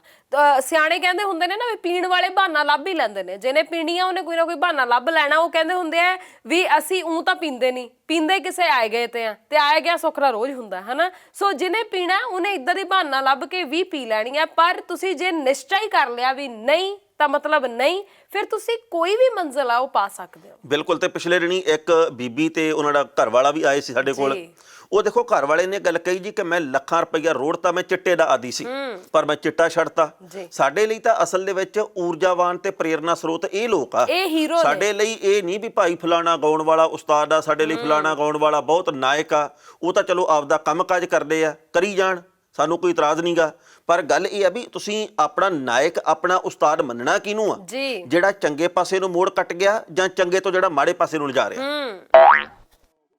ਹਰਮਨ ਜੀ, ਬਿਹਾਰ ਦੇ ਵਿੱਚ ਵੋਟਾਂ ਪੈਣ ਦਾ ਸਿਲਸਿਲਾ ਸ਼ੁਰੂ ਹੋ ਗਿਆ ਜੀ। ਤੇ ਉਹਦੇ ਨਾਲ ਜੁੜੀ ਨਾ ਮੈਨੂੰ ਬਹੁਤ ਸਾਰੀਆਂ ਗੱਲਾਂ ਚੇਤੇ ਆ ਰਹੀਆਂ। ਇੱਕ ਪਾਸੇ ਤਾਂ ਇਧਰ ਬਿਹਾਰ ਦੇ ਵਿੱਚ, ਦੂਜੇ ਪਾਸੇ ਅਮਰੀਕਾ ਦੇ ਵਿੱਚ। ਜੀ। ਅਮਰੀਕਾ ਦੇ ਵਿੱਚ ਜੋ ਬਾਈਡਨ ਤੇ ਟਰੰਪ ਹੋਰਾਂ ਦਾ ਜਿਸ ਤਰੀਕੇ ਨਾਲ ਮੁਕਾਬਲਾ ਚੱਲ ਰਿਹਾ ਤੇ ਜਿਸ ਤਰੀਕੇ ਦੇ ਨਾਲ ਲੀਹੋਂ ਲੱਥੀ ਉਹਨਾਂ ਦੇ ਵੱਲੋਂ ਸ਼ਬਦਾਵਲੀ ਵਰਤੀ ਜਾ ਰਹੀ ਆ, ਜਿਵੇਂ ਦੂਸ਼ਣਬਾਜ਼ੀ ਸਿਖਰ ਦੇ ਉੱਤੇ ਆ, ਸੱਚੀ ਮੁੱਚੀ ਇਉਂ ਲੱਗਦਾ ਵੀ ਉੱਥੇ ਯੂਪੀ ਦੀਆਂ ਚੋਣਾਂ ਹੋ ਰਹੀਆਂ, ਇਹ ਅਮਰੀਕਾ ਦੀਆਂ ਨਹੀਂ ਹੋ ਰਹੀਆਂ। ਬਿਲਕੁਲ ਸਹੀ। ਜਾਂ ਤਾਂ ਸਾਡੇ ਵਾਲੇ ਦਾ ਪ੍ਰਭਾਵ ਵੱਧ ਕਬੂਲ ਲਿਆ ਤੇ ਜਾਂ ਫਿਰ ਉੱਥੇ ਇੰਨਾ ਪਹਿਲਾਂ ਕੁਝ ਚੱਲਦਾ ਸੀਗਾ ਤੇ ਸਾਨੂੰ ਲੇਟ ਪਤਾ ਲੱਗਾ। ਇਹਦੇ ਬਾਰੇ ਤਾਂ ਕੁਝ ਕਹਿ ਨਹੀਂ ਸਕਦੇ, ਪਰ ਸੱਚੀ ਮੁੱਚੀ ਯੂਪੀ ਦੀਆਂ, ਬਿਹਾਰ ਦੀਆਂ, ਕਿਸੇ ਵੀ ਹੋਰ ਸੂਬੇ ਦੀਆਂ ਚੋਣਾਂ ਦੇ ਵਿੱਚ ਜੋ ਖਲਾਰਾ ਪੈਂਦਾ, ਜੋ ਇੱਕ ਦੂਜੇ ਪ੍ਰਤੀ ਸ਼ਬਦ ਵਰਤੇ ਜਾਂਦੇ ਆ, ਇਹੋ ਜਿਹਾ ਕੁਝ ਹੀ ਉੱਥੇ ਅਮਰੀਕਾ ਦੇ ਵਿੱਚ ਹੋ ਰਿਹਾ ਰਾਸ਼ਟਰਪਤੀ ਚੋਣਾਂ ਦੇ ਲਈ। ਹੁਣ ਬਿਹਾਰ ਦੀਆਂ ਜਿਹੜੀਆਂ ਚੋਣਾਂ, ਇਹਦੇ ਲਈ ਸੋਨੂ ਸੂਦ ਦੇ ਵੱਲੋਂ ਤੇ ਹੋਰ ਕਈ ਕਲਾਕਾਰਾਂ ਦੇ ਵੱਲੋਂ ਲੋਕਾਂ ਨੂੰ ਅਪੀਲ ਕੀਤੀ ਗਈ ਆ। ਉਹਨਾਂ ਨੇ ਕਿਹਾ ਜੀ ਕਿ ਜੇਕਰ ਸਾਡੇ ਬਿਹਾਰੀ ਭੈਣ ਭਰਾ ਇਸੇ ਸੂਬੇ ਦੇ ਵਿੱਚ ਰਹਿ ਕੇ ਤੇ ਰੋਟੀ ਪਾਣੀ ਕਮਾਉਣ ਜੀ, ਫਿਰ ਤਾਂ ਅਸੀਂ ਕਹਾਂਗੇ ਜੀ ਬਿਹਾਰ ਦਾ ਅਸਲ ਵਿਕਾਸ ਹੁਆ। ਜੇਕਰ ਹੋਰ ਸੂਬਿਆਂ ਦੇ ਲੋਕ ਬਿਹਾਰ ਦੇ ਵਿੱਚ ਰੁਜ਼ਗਾਰ ਲੱਭਣ ਆਉਣ, ਅਸਲ ਤਰੱਕੀ ਤਾਂ ਅਸੀਂ ਫਿਰ ਮੰਨਾਂਗੇ। ਪਰ ਜੇਕਰ ਬਿਹਾਰ ਦੇ ਲੋਕਾਂ ਨੂੰ ਕਿਤੇ ਹੋਰ ਜਾਣਾ ਪੈਂਦਾ ਤੇ ਫਿਰ ਕਿਹੜੀ ਤਰੱਕੀ? ਆਪਾਂ ਵੀ ਐਂ ਕਹਿੰਦੇ ਆ ਨਾ ਵੀ ਇਹ ਪੰਜਾਬ ਦੀ ਕਿਹੜੀ ਤਰੱਕੀ ਵੀ ਪੰਜਾਬ ਨੂੰ ਛੱਡ ਕੇ ਜ਼ਮੀਨਾਂ ਵੇਚ ਕੇ ਤਾਂ ਬਾਹਰ ਭੱਜਣਾ ਪੈਂਦਾ। ਉਸੇ ਤਰੀਕੇ ਨਾਲ ਉਹਨੇ ਗੱਲ ਕਹੀ ਆ ਵੀ ਹੋਰ ਸੂਬੇ ਦੇ ਵਿੱਚ ਜਾਣ ਦਾ ਜੇਕਰ ਮੌਕਾ ਮਿਲਦਾ, ਉਹ ਵੀ ਕਿਸੇ ਚੰਗੇ ਪੱਖ ਤੋਂ ਗੱਲ ਵੱਖਰੀ, ਪਰ ਮਜਬੂਰੀ 'ਚ ਸੂਬਾ ਛੱਡ ਕੇ ਜਾਣਾ ਇਹ ਕੋਈ ਸਿਆਣਪ ਵਾਲੀ ਗੱਲ ਨਹੀਂ। ਤੇ ਇਹ ਸਰਕਾਰਾਂ ਨੂੰ ਸਮਝਣਾ ਵੀ ਚਾਹੀਦਾ ਹੈਗਾ ਵੀ ਇਦਾਂ ਦੀ ਮਜਬੂਰੀ ਪੈਦਾ ਨਾ ਹੋਵੇ। ਤੇ ਸੋਨੂ ਸੂਦ ਨੇ ਕਿਹਾ ਜੀ ਕਿ ਜਿਹੜਾ ਬਟਨ ਆ ਨਾ, ਉਹ ਤੁਸੀਂ ਉਂਗਲ ਦੇ ਨਾਲ ਨਹੀਂ, ਦਿਮਾਗ ਨਾਲ ਦਬਿਓ। ਬਿਲਕੁਲ। ਇਹ ਨਾ ਹੋਵੇ ਵੀ ਫਿਰ ਤੁਸੀਂ 2 4 500 ਦੇ ਲਈ ਉਹੀ ਕੰਮ ਕਰਦੇ ਹੋ ਤੇ ਬਾਅਦ ਦੇ ਵਿੱਚ ਤੁਹਾਡੇ ਪਿੰਡ ਪੱਲੇ ਕੱਖ ਨਾ ਪਵੇ। ਜੀ, ਮੈਂ ਹਮੇਸ਼ਾ ਟਾਣਾ ਸਾਹਿਬ ਇਹ ਗੱਲ ਕਹਿੰਦੀ ਹੁੰਨੀ ਆ ਵੀ ਜਦੋਂ ਵੀ ਵੋਟ ਪਾਉਣ ਜਾਓ, ਕਿਸੇ ਵੀ ਸੂਬੇ ਦੇ ਵਿੱਚ ਵੋਟਾਂ ਹੋਣ, ਤੁਸੀਂ ਜਦੋਂ ਵੀ ਵੋਟ ਪਾਉਣ ਜਾਓ ਆਪਣੇ ਬੱਚਿਆਂ ਨੂੰ ਵੇਖ ਕੇ ਤੇ ਫਿਰ ਵੋਟ ਪਾਉਣ ਜਾਓ, ਕਿਉਂਕਿ ਅਸੀਂ ਉਹਨਾਂ ਦੇ ਭਵਿੱਖ ਦਾ ਉਸ ਵੇਲੇ ਖਿਆਲ ਰੱਖ ਕੇ ਜੇ ਵੋਟ ਪਾਵਾਂਗੇ ਤਾਂ ਮੈਨੂੰ ਲੱਗਦਾ ਹੈ ਕਿ ਸਹੀ ਆਦਮੀ ਨੂੰ ਚੁਣਾਂਗੇ, ਕਿਉਂਕਿ ਉਹਨਾਂ ਦਾ ਭਵਿੱਖ ਜੁੜਿਆ ਹੋਇਆ ਇਸ ਚੀਜ਼ ਦੇ ਨਾਲ ਨਾ। ਅਸੀਂ ਅਕਸਰ ਕਈ ਵਾਰ ਕਿਸੇ ਦੇ ਪਿੱਛੇ ਲੱਗ ਕੇ, ਕਈ ਵਾਰ ਭਾਵਨਾਵਾਂ 'ਚ ਬਹਿ ਕੇ, ਕਈ ਵਾਰ ਐਵੇਂ ਗੱਲਾਂ ਚੇਤੇ ਕਰ ਫਲਾਣਾ ਫਲਾਣੀ ਥਾਂ ਤੇ ਮਿਲਿਆ ਸੀ, ਫਲਾਣਾ ਫਲਾਣੇ ਦਾ ਦੋਸਤ ਆ ਇਸ ਲਈ ਪਾਉਣੀ, ਸਰਪੰਚ ਨੇ ਕਿਹਾ ਤਾਂ ਪਾਉਣੀ, ਹੈ ਨਾ। ਇਹ ਗੱਲਾਂ ਨੂੰ ਧਿਆਨ 'ਚ ਰੱਖ ਕੇ ਤੇ ਫਿਰ ਵੋਟ ਪਾਏ ਹੁੰਦੇ ਆ ਤੇ ਬਾਅਦ 'ਚ 5 ਸਾਲ ਸਿਰਫ ਪਛਤਾਵਾ ਹੀ ਰਹਿ ਜਾਂਦਾ ਹੈ। ਆਪਣਾ ਘਰ ਛੱਡਣਾ ਕਿਸੇ ਲਈ ਸੌਖਾ ਨਹੀਂ, ਚਾਹੇ ਤੁਸੀਂ ਇੱਕ ਸੂਬੇ ਤੋਂ ਦੂਜੇ ਸੂਬੇ ਜਾਣਾ ਹੋਏ, ਇੱਕ ਸ਼ਹਿਰ ਤੋਂ ਦੂਜੇ ਸ਼ਹਿਰ 'ਚ ਜਾਣਾ ਹੋਏ, ਇੱਕ ਮੁਲਕ ਤੋਂ ਦੂਸਰੇ ਮੁਲਕ 'ਚ ਜਾਣਾ ਹੋਏ, ਆਪਣਾ ਘਰ ਛੱਡਣਾ ਕਿਸੇ ਲਈ ਵੀ ਸੌਖਾ ਨਹੀਂ ਹੁੰਦਾ। ਸੋ ਅਸਲ ਦੇ ਵਿੱਚ ਤਾਂ ਤਰੱਕੀ ਉਸੇ ਚੀਜ਼ ਨੂੰ ਮੰਨਿਆ ਜਾਏਗਾ ਨਾ ਕਿ ਤੁਸੀਂ ਆਪਣੇ ਸੂਬੇ ਦੇ ਵਿੱਚੋਂ ਖੁਸ਼ਹਾਲ ਹੋ, 2 ਵੇਲੇ ਦੀ ਰੋਟੀ ਚੰਗੀ ਖਾਂਦੇ ਹੋ, ਤੁਹਾਡੇ ਬੱਚੇ ਚੰਗੇ ਸਕੂਲਾਂ 'ਚ ਪੜ੍ਹਦੇ ਨੇ, ਤੁਹਾਨੂੰ ਕੋਈ ਸਿਹਤ ਪੱਖੋਂ ਫਿਕਰ ਕਰਨ ਦੀ ਲੋੜ ਨਹੀਂ ਆ। ਇਹ ਚੀਜ਼ਾਂ ਚੰਗੀ ਥਾਂ ਦੀਆਂ ਨਿਸ਼ਾਨੀ ਹੁੰਦੀਆਂ ਨੇ। ਪਰ ਜੇ ਅਸੀਂ ਮੂੰਹ ਜ਼ਬਾਨੀ ਕਹੀ ਜਾਈਏ ਵੀ ਸਾਰਾ ਕੁਝ ਤਾਂ ਬਹੁਤ ਵਧੀਆ ਹੋ ਗਿਆ, ਦੇਖੋ ਕਿੰਨੀ ਤਰੱਕੀ ਹੋ ਗਈ, ਪਰ ਬੰਦੇ ਸਾਡੇ ਖੁਸ਼ ਨਾ ਹੋਣ, ਉਹ ਤਰੱਕੀ ਫਿਰ ਤਰੱਕੀ ਨਹੀਂ ਹੁੰਦੀ। ਬਿਲਕੁਲ ਜੀ। ਤੁਸੀਂ ਤਰੱਕੀ ਦੀ ਪਰਿਭਾਸ਼ਾ ਕੀ ਮੰਨਦੇ ਹੋ? ਜੀ, ਲਗਾਤਾਰ ਕਈ ਜਣੇ ਵਿਕਾਸ ਹੋ ਗਿਆ, ਵਿਕਾਸ ਹੋ ਗਿਆ, ਵਿਕਾਸ ਕਿੱਥੇ ਹੋ ਗਿਆ? ਤੁਸੀਂ ਲਗਾਤਾਰ ਕਹਿੰਦੇ ਹੋ ਭਾਰਤ ਡਿਜੀਟਲ ਹੋ ਗਿਆ, ਡਿਜੀਟਲ ਹੋ ਗਿਆ, ਪਰ ਕਿੱਥੇ ਹੋ ਗਿਆ? ਤੁਸੀਂ ਕਹਿੰਦੇ ਭਾਰਤ ਦੇ ਵਿੱਚੋਂ ਗਰੀਬੀ ਖਤਮ ਹੋ ਗਈ, ਕਿੱਥੇ ਹੋ ਗਈ? ਭਾਰਤ ਦਾ ਇਸ ਵਕਤ ਆਰਥਿਕ ਪੱਖੋਂ ਜਲੂਸ ਨਿਕਲਿਆ ਪਿਆ ਜੀ। ਤੇ ਜੇਕਰ ਅਸੀਂ ਹਾਲੇ ਵੀ ਟਾਰਾਂ ਮਾਰਦੇ ਆ ਤਾਂ ਪਤਾ ਨਹੀਂ ਟਾਰਾਂ ਕਿਹੜੀ ਗੱਲ ਦੀਆਂ। ਮੈਂ ਤਾਂ ਕਦੇ ਹਰਮਨ ਜੀ ਇਹ ਸੋਚਦਾ ਹੁੰਨਾ ਵੀ ਮੇਰੇ ਉੱਤੇ 2-2.5 ਲੱਖ ਰੁਪਏ ਦਾ ਕਰਜ਼ਾ ਤੇ ਮੈਨੂੰ ਕਈ ਵਾਰੀ ਨੀਂਦ ਨਹੀਂ ਆਉਂਦੀ ਤੇ ਆ ਜਿਹੜੀ ਹੁਣ ਪਰਿਵਾਰਕ ਸਮੱਸਿਆ ਚੱਲ ਰਹੀ ਹੈ ਇਹਦੇ ਕਰਕੇ ਹੋਰ ਕਰਜ਼ਾ ਚੜ ਜਾਣਾ। ਪਰ ਮੈਂ ਸੋਚਦਾ ਵੀ ਜੇਕਰ ਮੈਨੂੰ ਨੀਂਦ ਨਹੀਂ ਆਉਂਦੀ ਤਾਂ ਜਿਹੜੇ ਸੂਬੇ ਦੇ ਉੱਤੇ 2 ਲੱਖ ਕਰੋੜ ਰੁਪਏ ਦਾ ਕਰਜ਼ਾ ਹੋਵੇ ਤੇ ਉੱਥੋਂ ਦੇ ਮੁੱਖ ਮੰਤਰੀ ਨੂੰ ਕਿਵੇਂ ਨੀਂਦ ਆਉਂਦੀ ਹੋਊਗੀ? ਕਿਉਂਕਿ ਉਹਨੇ ਕਦੀ ਉਹਨੂੰ ਆਪਣਾ ਘਰ ਹੀ ਨਹੀਂ ਮੰਨਿਆ, ਉਹਨੂੰ ਤਾਂ ਨੀਂਦ ਆਉਂਦੀ ਹੈ। ਮੈਂ ਕਿਸੇ ਇੱਕ ਪਾਰਟੀ ਦੀ ਗੱਲ ਨਹੀਂ ਕਰ ਰਹੀ, ਜਿਹੜੀ ਮਰਜ਼ੀ ਪਾਰਟੀ ਹੋਏ, ਕਰਜ਼ਾ ਕਿਹਦੀ ਵਾਰੀ ਨਹੀਂ ਸੀ, ਹਰ ਵਾਰੀ ਸੀਗਾ, ਅੱਗੇ ਵਧਿਆ ਹੀ ਹੈ ਨਾ। ਉਹਨਾਂ ਨੇ ਅਸਲ 'ਚ ਪੰਜਾਬ ਨੂੰ ਆਪਣਾ ਘਰ ਮੰਨਿਆ ਹੀ ਨਹੀਂ। ਜੇ ਮੰਨਿਆ ਹੋਵੇ ਤਾਂ ਰਾਤਾਂ ਦੀਆਂ ਨੀਂਦਾਂ ਉਹਨਾਂ ਦੀਆਂ ਵੀ ਉੱਡਣ। ਬਿਲਕੁਲ ਸਹੀ।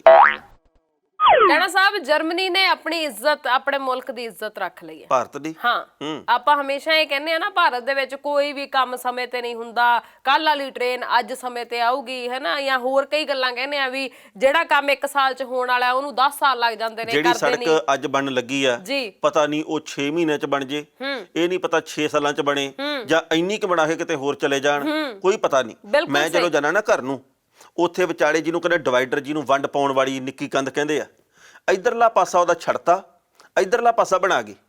ਹੁਣ ਜਦੋਂ ਇਧਰਲਾ ਪਾਸਾ ਸੜਕ ਦਾ ਬਣ ਗਿਆ, ਹੁਣ ਜਾਣ ਆਉਣ ਵਾਲੇ ਸਾਰੇ ਇੱਕ ਪਾਸੇ ਦੀ ਹੋ ਗਏ। ਹੁਣ ਉਹ ਟੁੱਟ ਜਾਏਗਾ ਤੇ ਨਹੀਂ, ਹੁਣ ਇਧਰਲਾ ਪਾਸਾ ਜਿਹੜਾ ਟੋਇਆਂ ਭਰਪੂਰ ਸੀਗਾ, ਜੀ। ਇਧਰ ਨਹੀਂ ਜਾਂਦਾ ਕੋਈ ਨਹੀਂ, ਇਧਰ ਹਾਦਸੇ ਵਧਣ ਲੱਗ ਪਏ। ਇਧਰ ਮਸ਼ੀਨਾਂ ਖੜੀਆਂ, ਇਹ ਮਸ਼ੀਨਾਂ ਮਹੀਨਾ ਖੜੀਆਂ ਰਹੀਆਂ, ਤੇ ਹੁਣ ਉਸ ਤੋਂ ਬਾਅਦ ਬਣਾਉਣਾ ਸ਼ੁਰੂ ਕੀਤਾ।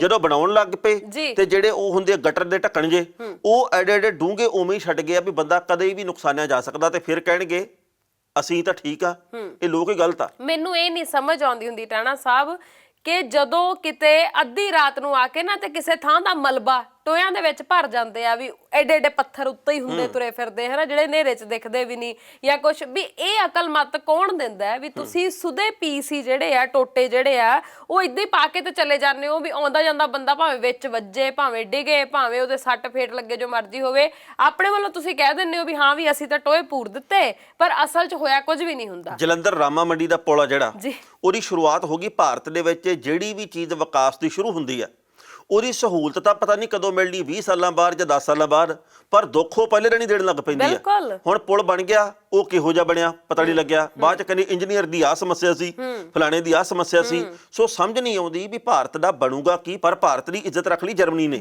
ਜਰਮਨੀ ਦੇ ਵਿੱਚ ਜਿਹੜਾ ਬਰਲਿਨ ਦਾ 에ਅਰਪੋਰਟ ਆ, ਉਹਨੇ ਭਾਰਤ ਦੀ ਇੱਜ਼ਤ ਬਚਾ ਲਈ ਆ। ਬਿਲਕੁਲ ਸਹੀ, ਕਿਉਂਕਿ ਇਹ ਜਿਹੜਾ 에ਅਰਪੋਰਟ ਹੈ 5 ਸਾਲਾਂ ਦੇ ਵਿੱਚ ਬਣਨਾ ਸੀ, ਇਹਦਾ ਟਾਰਗੇਟ ਸੀ ਇਹਨੇ 5 ਸਾਲਾਂ 'ਚ ਪੂਰਾ ਹੋਣਾ ਹੈ, ਪਰ 14 ਸਾਲਾਂ 'ਚ ਤਿਆਰ ਹੋਇਆ। ਕਿਤੇ ਇੱਥੋਂ ਤਾਂ ਨਹੀਂ ਮਿਸਤਰੀ ਲੈ ਕੇ ਗਏ ਸੀ? ਮੈਨੂੰ ਲੱਗਦਾ ਸੱਚੀ ਮੁੱਚੀ ਵੀ ਇੱਥੋਂ ਲੈ ਕੇ ਗਏ ਹੋਣੇ ਆ, ਜਿਨ੍ਹਾਂ ਨੇ ਆਖਿਆ ਵੀ ਚਲੋ ਕੋਈ ਗੱਲ ਨਹੀਂ, ਜਦੋਂ ਬਣ ਗਿਆ ਬਣਾ ਦਿਆਂਗੇ। ਜੀ, ਇਹ 2006 ਦੇ ਵਿੱਚ ਬਣਨਾ ਸ਼ੁਰੂ ਹੋਇਆ ਤੇ 2011 ਤੱਕ ਇਹਨੇ ਮੁਕੰਮਲ ਹੋਣਾ ਸੀ, ਪਰ ਤੁਸੀਂ ਵੇਖੋ ਹੁਣ ਜਾ ਕੇ ਪੂਰਾ ਹੋਇਆ। ਹਾਂ ਬਿਲਕੁਲ, ਇਹ ਤਾਂ ਗੱਲ ਸੋਚਣ ਵਾਲੀ ਆ ਵੀ ਇਹ 15 ਸਾਲਾਂ 'ਚ ਬਣਿਆ ਕਿ 14 ਸਾਲ 'ਚ। 2006 'ਚ ਸ਼ੁਰੂ ਹੋਇਆ ਜੀ, ਬਣਨਾ ਸੀਗਾ ਇਹਨੇ 11 'ਚ। ਮਤਲਬ ਇਹ ਆ ਵੀ ਇਹ 9 ਸਾਲ ਦੇਰੀ ਨਾਲ ਬਣਿਆ, ਤੇ ਹੁਣ 9 ਸਾਲ ਦੇ ਵਿੱਚ ਜਿਹੜਾ ਬੋਝ ਪੈਣਾ, ਜਿਹੜੀ ਚੀਜ਼ ਹੁਣ ਸੀਮੈਂਟ ਦਾ ਇੱਕ ਬੋਰਾ ਮੰਨ ਲਓ ਹੁਣ 300 ਰੁਪਏ ਦਾ ਹੋਵੇ, ਤੇ 9 ਸਾਲਾਂ ਬਾਅਦ ਉਹਨੇ 400 ਦਾ ਵੀ ਹੋ ਜਾਣਾ। ਇਹਦੇ ਨਾਲ ਲੋਕਾਂ ਦੇ ਉੱਤੇ ਬੋਝ ਕਿੰਨਾ ਪੈਂਦਾ। ਭਾਰਤ ਦੇ ਵਿੱਚ ਵੀ ਇਹੀ ਕੁਝ ਹੁੰਦਾ, ਤੇ ਬਾਹਰਲੇ ਮੁਲਕ ਦੇ ਵਿੱਚ ਵੀ ਜੇਕਰ ਇਹ ਕੁਝ ਹੁੰਦਾ, ਤੇ ਇਹਦੇ ਨਾਲ ਆਰਥਿਕਤਾ ਸਾਡੀ ਕਿੱਥੇ ਬਰਾਬਰ ਆਉਣੀ ਹੈ? ਨਹੀਂ, ਪਰ ਇੱਕ ਚੀਜ਼ ਦਾ ਫਰਕ ਹੈ ਟਾਣਾ ਸਾਹਿਬ, ਮਤਲਬ ਇੱਕ ਨਹੀਂ ਵੈਸੇ ਕਈਆਂ ਚੀਜ਼ਾਂ ਦਾ ਫਰਕ ਹੈ। ਉਹਨਾਂ ਮੁਲਕਾਂ 'ਚ ਲੋਕ ਬਾਕਾਇਦਾ ਆਪਣਾ ਟੈਕਸ ਵੀ ਅਦਾ ਕਰਦੇ ਨੇ। ਦੂਸਰਾ, ਉੱਥੇ ਚਾਹੇ ਚਲੋ ਜੇ ਦੇਰੀ ਨਾਲ ਵੀ ਪੁਲ ਬਣਿਆ ਨਾ, ਤੇ ਘੱਟੋ ਘੱਟ ਕੱਲ ਨੂੰ ਇਹ ਖਬਰ ਨਹੀਂ ਆਊਗੀ ਵੀ ਚੂਹੇ ਕੁਤਰ ਗਏ ਪੁਲ ਨੂੰ। ਸਾਡੇ ਮੁਲਕ 'ਚ ਤਾਂ ਚੂਹੇ ਵੀ ਪੁੱਤਰ ਨਹੀਂ, ਪਰ ਗੱਲ ਇਹ ਹੈ ਨਾ ਵੀ ਇੱਥੇ ਟੈਕਸ ਜਿਹੜੇ ਦਿੰਦੇ ਆ, ਛਿੱਤਰ ਉਹਨਾਂ ਦੇ ਵੀ ਪੈਂਦੇ ਆ, ਜਿਹੜੇ ਨਹੀਂ ਦਿੰਦੇ ਛਿੱਤਰ ਉਹਨਾਂ ਦੇ ਵੀ ਪੈਂਦੇ ਆ। ਜਾਂ ਤਾਂ ਇਹ ਹੋਵੇ ਭਾਰਤ ਦੀ ਸਰਕਾਰ ਇਹ ਕਹੇ ਵੀ ਜਿਹੜੇ ਲੋਕ ਟੈਕਸ ਅਦਾ ਕਰਦੇ ਆ ਨਾ, ਉਹਨਾਂ ਦੇ ਲਈ ਦੇਖੋ ਅਸੀਂ ਕਿੰਨੀਆਂ ਸਹੂਲਤਾਂ ਪੈਦਾ ਕੀਤੀਆਂ। ਜਿਹੜੇ ਲੋਕ ਟੈਕਸ ਦੀ ਹੇਰਾਫੇਰੀ ਕਰਦੇ ਆ, ਉਹਨਾਂ ਨੂੰ ਭਾਈ ਸਹੂਲਤ ਨਹੀਂ ਮਿਲਦੀ। ਇੱਥੇ ਜੁੱਤੀਆਂ ਹੀ ਪੈਣੀਆਂ, ਭਾਵੇਂ ਭਰ ਦਿਓ ਨਾ ਭਰ ਦਿਓ। ਬਿਲਕੁਲ, ਤਾਂ ਹੀ ਤਾਂ ਲੋਕ ਨਹੀਂ ਭਰਦੇ। ਉਹਨਾਂ ਨੂੰ ਪਤਾ ਹੈ ਵੀ ਸਾਡਾ ਕੀ ਵਿਗਾੜ ਲਿਆ, ਜਾਂ ਜਿਹੜੇ ਭਰਦੇ ਆ ਉਹਨਾਂ ਨੂੰ ਵਾਧੂ ਕੀ ਮਿਲ ਗਿਆ ਜਿਹੜਾ ਸਾਨੂੰ ਨਹੀਂ ਮਿਲੂਗਾ। ਸੋ ਇਸ ਲਈ ਲੋਕ ਭਰਦੇ ਹੀ ਹੈ ਨਹੀਂ ਟੈਕਸ। ਉਹ ਕਹਿੰਦੇ ਵੀ ਸਰਕਾਰਾਂ ਵੀ ਤਾਂ ਖਾਂਦੀਆਂ, ਹਾਂ ਉਹ ਕਹਿੰਦੇ ਵੀ ਸਰਕਾਰਾਂ ਵੀ ਤਾਂ ਖਾਂਦੀਆਂ ਹੀ ਆ, ਇਹਨਾਂ ਨੇ ਕਿਹੜਾ ਸਾਡੇ ਲਈ ਵਰਤਣਾ। ਜੇਕਰ ਸਰਕਾਰਾਂ ਪਾਰਦਰਸ਼ੀ ਹੋਣਗੀਆਂ, ਲੋਕ ਤਾਂ ਪਾਰਦਰਸ਼ੀ ਟੈਕਸ ਭਰਨਗੇ। ਨਹੀਂ ਤਾਂ ਕੱਲੀਆਂ ਰਾਇਆਂ ਦੇਣ ਦੇ ਨਾਲ ਕਿ ਆਪਕਾ ਟੈਕਸ ਭਰਨੇ ਦਾ ਸਮਾਂ ਹੋ ਗਿਆ। ਟੈਲੀਫੋਨ ਤਾਂ ਤੁਸੀਂ ਐਂ ਕਰ ਦਿੰਦੇ ਵੀ ਜਿਵੇਂ ਸਾਨੂੰ ਇੱਥੇ ਪੌਂ 12 ਕੀਤੀਆਂ ਪਈਆਂ। ਸੁਨੇਹੇ ਹੀ ਬੜੇ ਭੇਜਦੇ ਨੇ ਜੀ, ਅਖੀਰਲੀ ਤਰੀਕ ਆ, ਮੁੜ ਕੇ 1000 ਰੁਪਇਆ ਫਾਈਨ, 2000 ਫਾਈਨ, ਆਪਣਾ ਟੈਕਸ ਭਰ ਦੋ ਹਨਾ, ਵੀ ਜਿਵੇਂ ਪਤਾ ਹੀ ਨਹੀਂ ਕਿੰਨੀਆਂ ਸਹੂਲਤਾਂ ਉਸ ਟੈਕਸ ਦੇ ਬਦਲੇ 'ਚ ਸਾਨੂੰ ਮਿਲਦੀਆਂ ਪਈਆਂ ਨੇ। ਸੋ ਖੈਰ, ਇਹ ਸਰਕਾਰਾਂ ਦੀਆਂ ਗੱਲਾਂ ਨੇ ਟਾਣਾ ਸਾਹਿਬ, ਇਹ ਸ਼ੁਰੂ ਤੋਂ ਐਂ ਹੀ ਚੱਲਦੀਆਂ ਆਈਆਂ ਨੇ। ਮੈਨੂੰ ਨਹੀਂ ਲੱਗਦਾ ਵੀ ਛੇਤੀ ਕਿਤੇ ਬਦਲਣਗੀਆਂ। ਸੋ ਬਾਕੀ ਆਪਾਂ ਹੁਣ ਚੱਲੀਏ। ਬਿਲਕੁਲ ਜੀ, ਤੇ ਜਾਣ ਤੋਂ ਪਹਿਲਾਂ ਮੇਰੀ ਸਾਰੇ ਦਰਸ਼ਕਾਂ ਨੂੰ ਇੱਕ ਵਾਰੀ ਫਿਰ ਹੱਥ ਜੋੜ ਕੇ ਬੇਨਤੀ ਹੈ ਕਿ ਮੇਰੀ ਮਾਤਾ ਜੀ ਬਹੁਤ ਗੰਭੀਰ ਆ, ਤੇ ਉਹਨਾਂ ਦੀ ਤੰਦਰੁਸਤੀ ਦੇ ਲਈ ਅਰਦਾਸ ਕਰਿਓ। ਬਿਲਕੁਲ ਸਹੀ, ਤੇ ਮੇਰੇ ਵੱਲੋਂ ਵੀ ਤੁਹਾਨੂੰ ਸਾਰਿਆਂ ਨੂੰ ਇਹ ਬੇਨਤੀ ਹੈ ਕਿ ਤੁਹਾਡੀ ਸਾਰਿਆਂ ਦੀ ਅਰਦਾਸ ਜ਼ਰੂਰ ਰੱਬ ਸੁਣੇਗਾ। ਤੁਸੀਂ ਜ਼ਰੂਰ ਅਰਦਾਸ ਕਰਿਓ ਉਸ ਪ੍ਰਮਾਤਮਾ ਦੇ ਅੱਗੇ ਕਿ ਇਹਨਾਂ ਦੇ ਮਾਤਾ ਜੀ ਜਲਦੀ ਸਿਹਤਯਾਬ ਹੋਣ ਤੇ ਖੁਸ਼ੀ ਤੰਦਰੁਸਤੀ ਦੇ ਨਾਲ ਆਪਣੇ ਘਰ ਵਾਪਸ ਆਉਣ। ਸੋ ਬਾਕੀ ਫਿਲਹਾਲ ਦੇ ਲਈ ਅਸੀਂ ਪ੍ਰੋਗਰਾਮ ਸਮੇਟਦੇ ਹਾਂ ਜੀ, ਜਾਣਦਾ ਹੋ ਗਿਆ ਵੇਲਾ। ਤੁਸੀਂ ਆਪਣੀ ਪ੍ਰਤੀਕਿਰਿਆ ਜ਼ਰੂਰ ਸਾਡੇ ਤਾਈਂ ਪਹੁੰਚਾਇਓ। ਦੋਵਾਂ ਨੂੰ ਇਜਾਜ਼ਤ, ਸਤਿ ਸ਼੍ਰੀ ਅਕਾਲ। ਤੁਸੀਂ ਵੇਖਦੇ ਰਹੋ ਪ੍ਰਾਈਮ ਏਸ਼ੀਆ ਟੀਵੀ, ਤੁਹਾਡਾ ਆਪਣਾ, ਤੁਹਾਡੇ ਲਈ। ਉਹ ਵੀ ਹਾਜ਼ਰ ਹੈ ਜੱਜ ਦਾ ਵਿਚਾਰ।